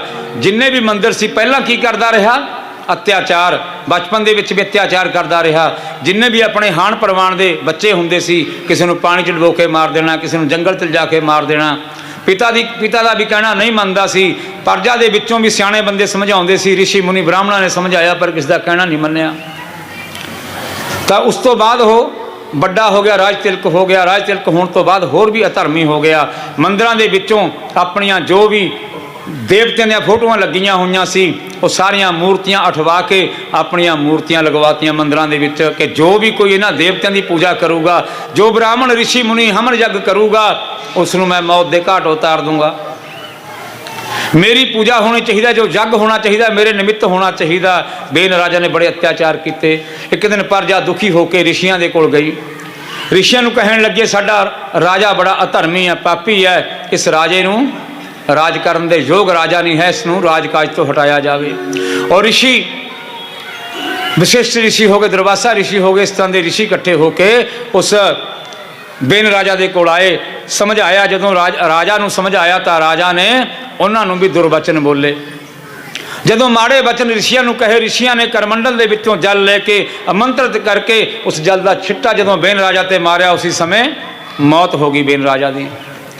जदों मौत हो गई, उन्होंने माता बड़ी रो रही है, कहन लगी मेरे पुत्र नूं जीवित करो, बड़ी रो रही है। तो उसके शरीर नूं उठा के कुछ समा, क्योंकि संस्कार नहीं सी होया उस बेन राजा का, उसनूं उठा के तेल दे विच रखा गया सी। काफ़ी समा तेल दे विच रखा गया सी। उस तो बाद ऋषियों ने विचार किया, प्रजा ने विचार किया भी जिस देश दे विच कोई राजा ना होवे उत्थे चोरी डकैती होनी शुरू हो जाती है। जिथे नगर दे अंदर सरपंच ना होवे लोग अपनी मनमानी करन लग जाते हैं भी किहड़ा कोई कर लूगा कुछ।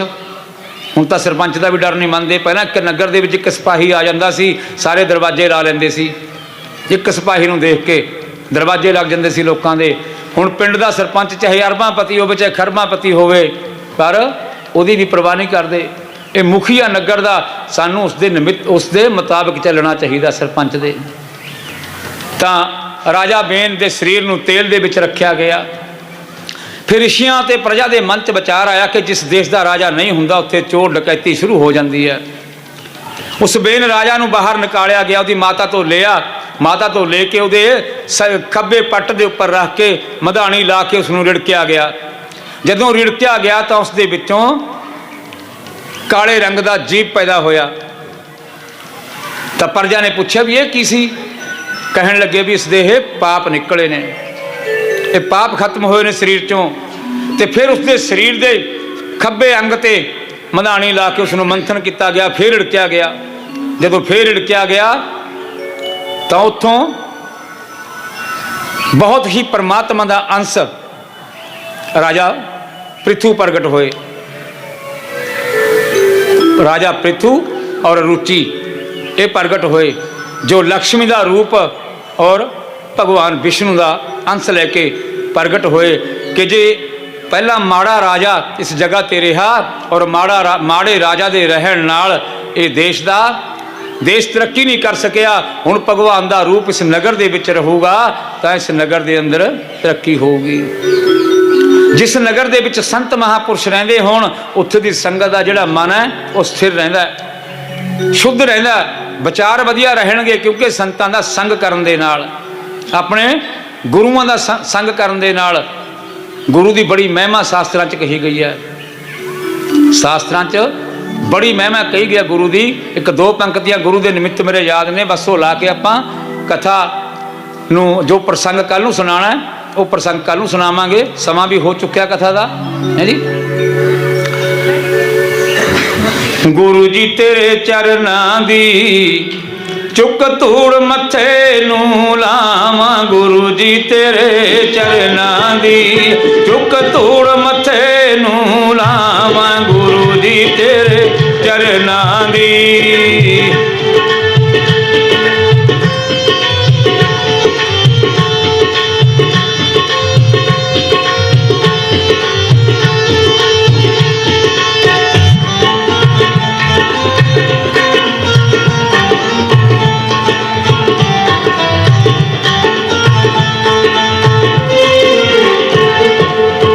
तेरे चरनां दी मैं हाँ प्यासी, तेरे चरनां दी मैं हाँ प्यासी, तेरे चरनां दी मैं हाँ प्यासी, तेरे चरनां दी मैं हाँ प्यासी।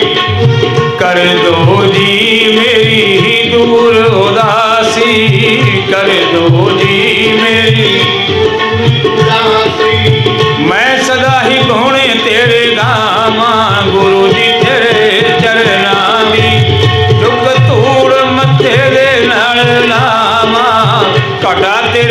ਮੰਦਰਾਂ ਦਾ ਘਟਾ ਤੇਰੇ ਮੰਦਰਾਂ ਦਾ ਜਾਣ ਸੁਰਮਾ ਅੱਖਾਂ ਦੇ ਵਿੱਚ ਪਾਵਾਂ ਗੁਰੂ ਜੀ ਤੇਰੇ ਚਰਨਾਂ ਦੀ।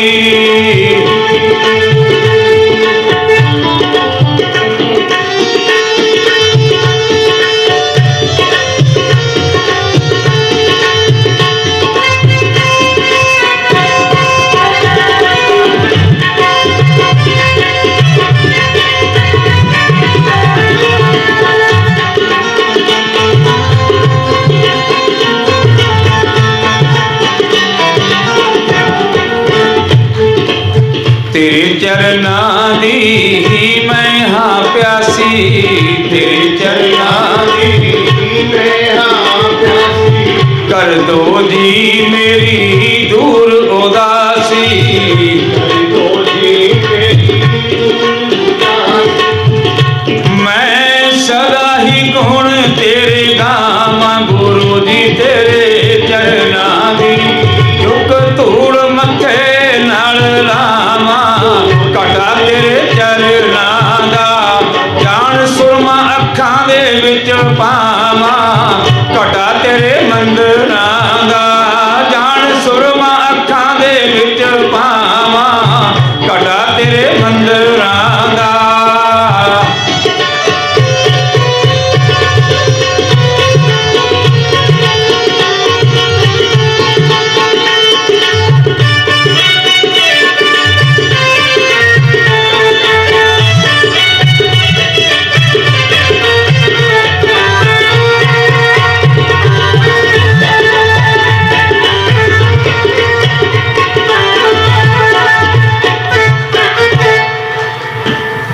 ਸੋ ਸਮਾਂ ਹੋ ਚੱਲਿਆ ਭਾਈ, ਤਾਂ ਆਪਾਂ ਅੱਗੇ ਦਾ ਪ੍ਰਸੰਗ ਕੱਲ ਨੂੰ ਸ਼ੁਰੂ ਕਰਾਂਗੇ। ਤੇ ਦੂਸਰੀ ਬੇਨਤੀ ਕਿ ਕੱਲ ਨੂੰ ਕ੍ਰਿਸ਼ਨ ਜਨਮ ਹੋਵੇਗਾ ਜੀ, ਕ੍ਰਿਸ਼ਨ ਭਗਵਾਨ ਜੀ ਦਾ ਜਨਮ ਹੋਊਗਾ। ਸੋ ਮੇਰੀ ਮਾਤਾ ਭੈਣਾਂ ਨੂੰ ਇੱਕ ਬੇਨਤੀ ਆ, ਜੇ ਛੋਟਾ ਜਿਹਾ ਬੱਚਾ ਕੋਈ ਹੋਵੇ ਤਾਂ ਆਪਾਂ ਇੱਕ ਛੋਟੀ ਝਾਕੀ ਕੱਢ ਦਈਏ, ਜੇ ਹੈ ਤਾਂ ਸਾਨੂੰ ਮਿਲ ਕੇ ਜਾਇਓ ਭਾਈ। ਜੇ ਕਿਸੇ ਕੋਲ ਛੋਟਾ ਬੱਚਾ ਹੈ ਨਾ, ਸਾਨੂੰ ਮਿਲ ਕੇ ਜਾਇਓ। ਸੋ ਦੂਸਰੀ ਬੇਨਤੀ, ਜਿਨ੍ਹਾਂ ਨੇ ਅੱਜ ਦੇ ਪ੍ਰਸ਼ਾਦ ਦੀ ਸੇਵਾ ਕੀਤੀ ਹੈ, ਜਿਨ੍ਹਾਂ ਨੇ ਪ੍ਰਸ਼ਾਦ ਦੀ ਸੇਵਾ ਕੀਤੀ ਹੈ ਜੀ ਅੱਜ ਦੀ, ਤਰਨ ਧਮਾਨ ਜੀ, ਤਰਨ ਧਾਲੀਵਾਲ ਜੀ, मनीष शर्मा जी, लखी पंडित जी। देखो पता की है, अगर आप एक एक रुपया भी इस जगह ते इकट्ठा करिए तो किन्ने पैसे हो जाते हैं पता? थोड़ा थोड़ा करके आप सारे जिन्ने भी बैठे हैं, और ये नहीं कोई भी हाँ बच्चों 500 पा तू 1000 पा, थोड़े थोड़े पैसे करके आप सारे भी इकट्ठे करके एक दिन की प्रसाद की सेवा कर सकते हैं, 2 दिन की भी कर सकते हैं। सो दान, दान दे नाल ही, एक मिनट, दान दे नाल साडा कल्याण होगा। क्योंकि सानू शास्त्रां च भी लिखिया कि 10वां दसौंध कटना चाहिए। श्री गुरु नानक देव जी ने कहा कि 10 नौहां की किरत कमाई दे विचों 10वां हिस्सा कटना चाहिए। थोड़ा थोड़ा आप कटांगे, थोड़े थोड़े नाल ही बड़ा कुछ हो जाता है। दूसरे नंबर पे जो परसों रोज को लगातार साढ़े सत्कारयोग गुरमीत सिंह जी,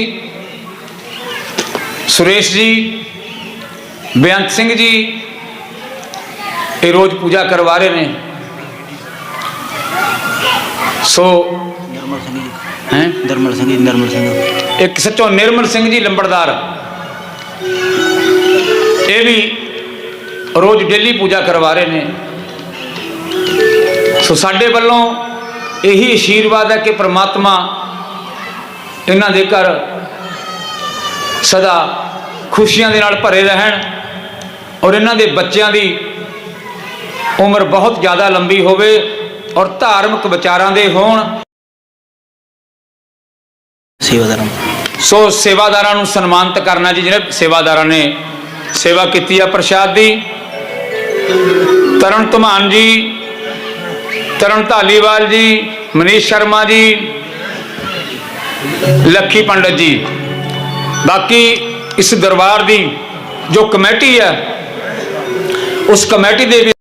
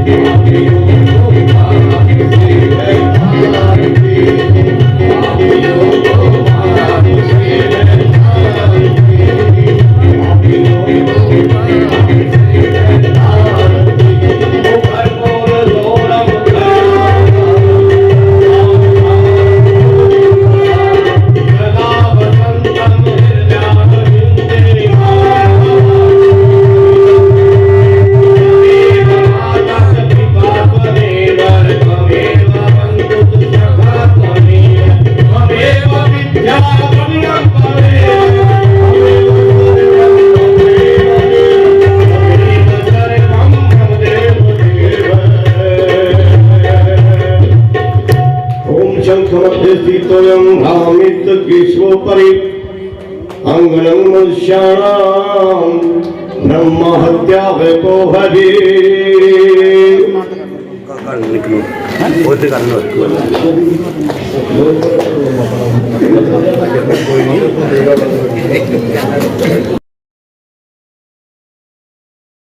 भूखा जाए तेरा आसरा कल भी तेरी आस घड़ी घड़ी तेरा आसरा शेर तुम्हारा मास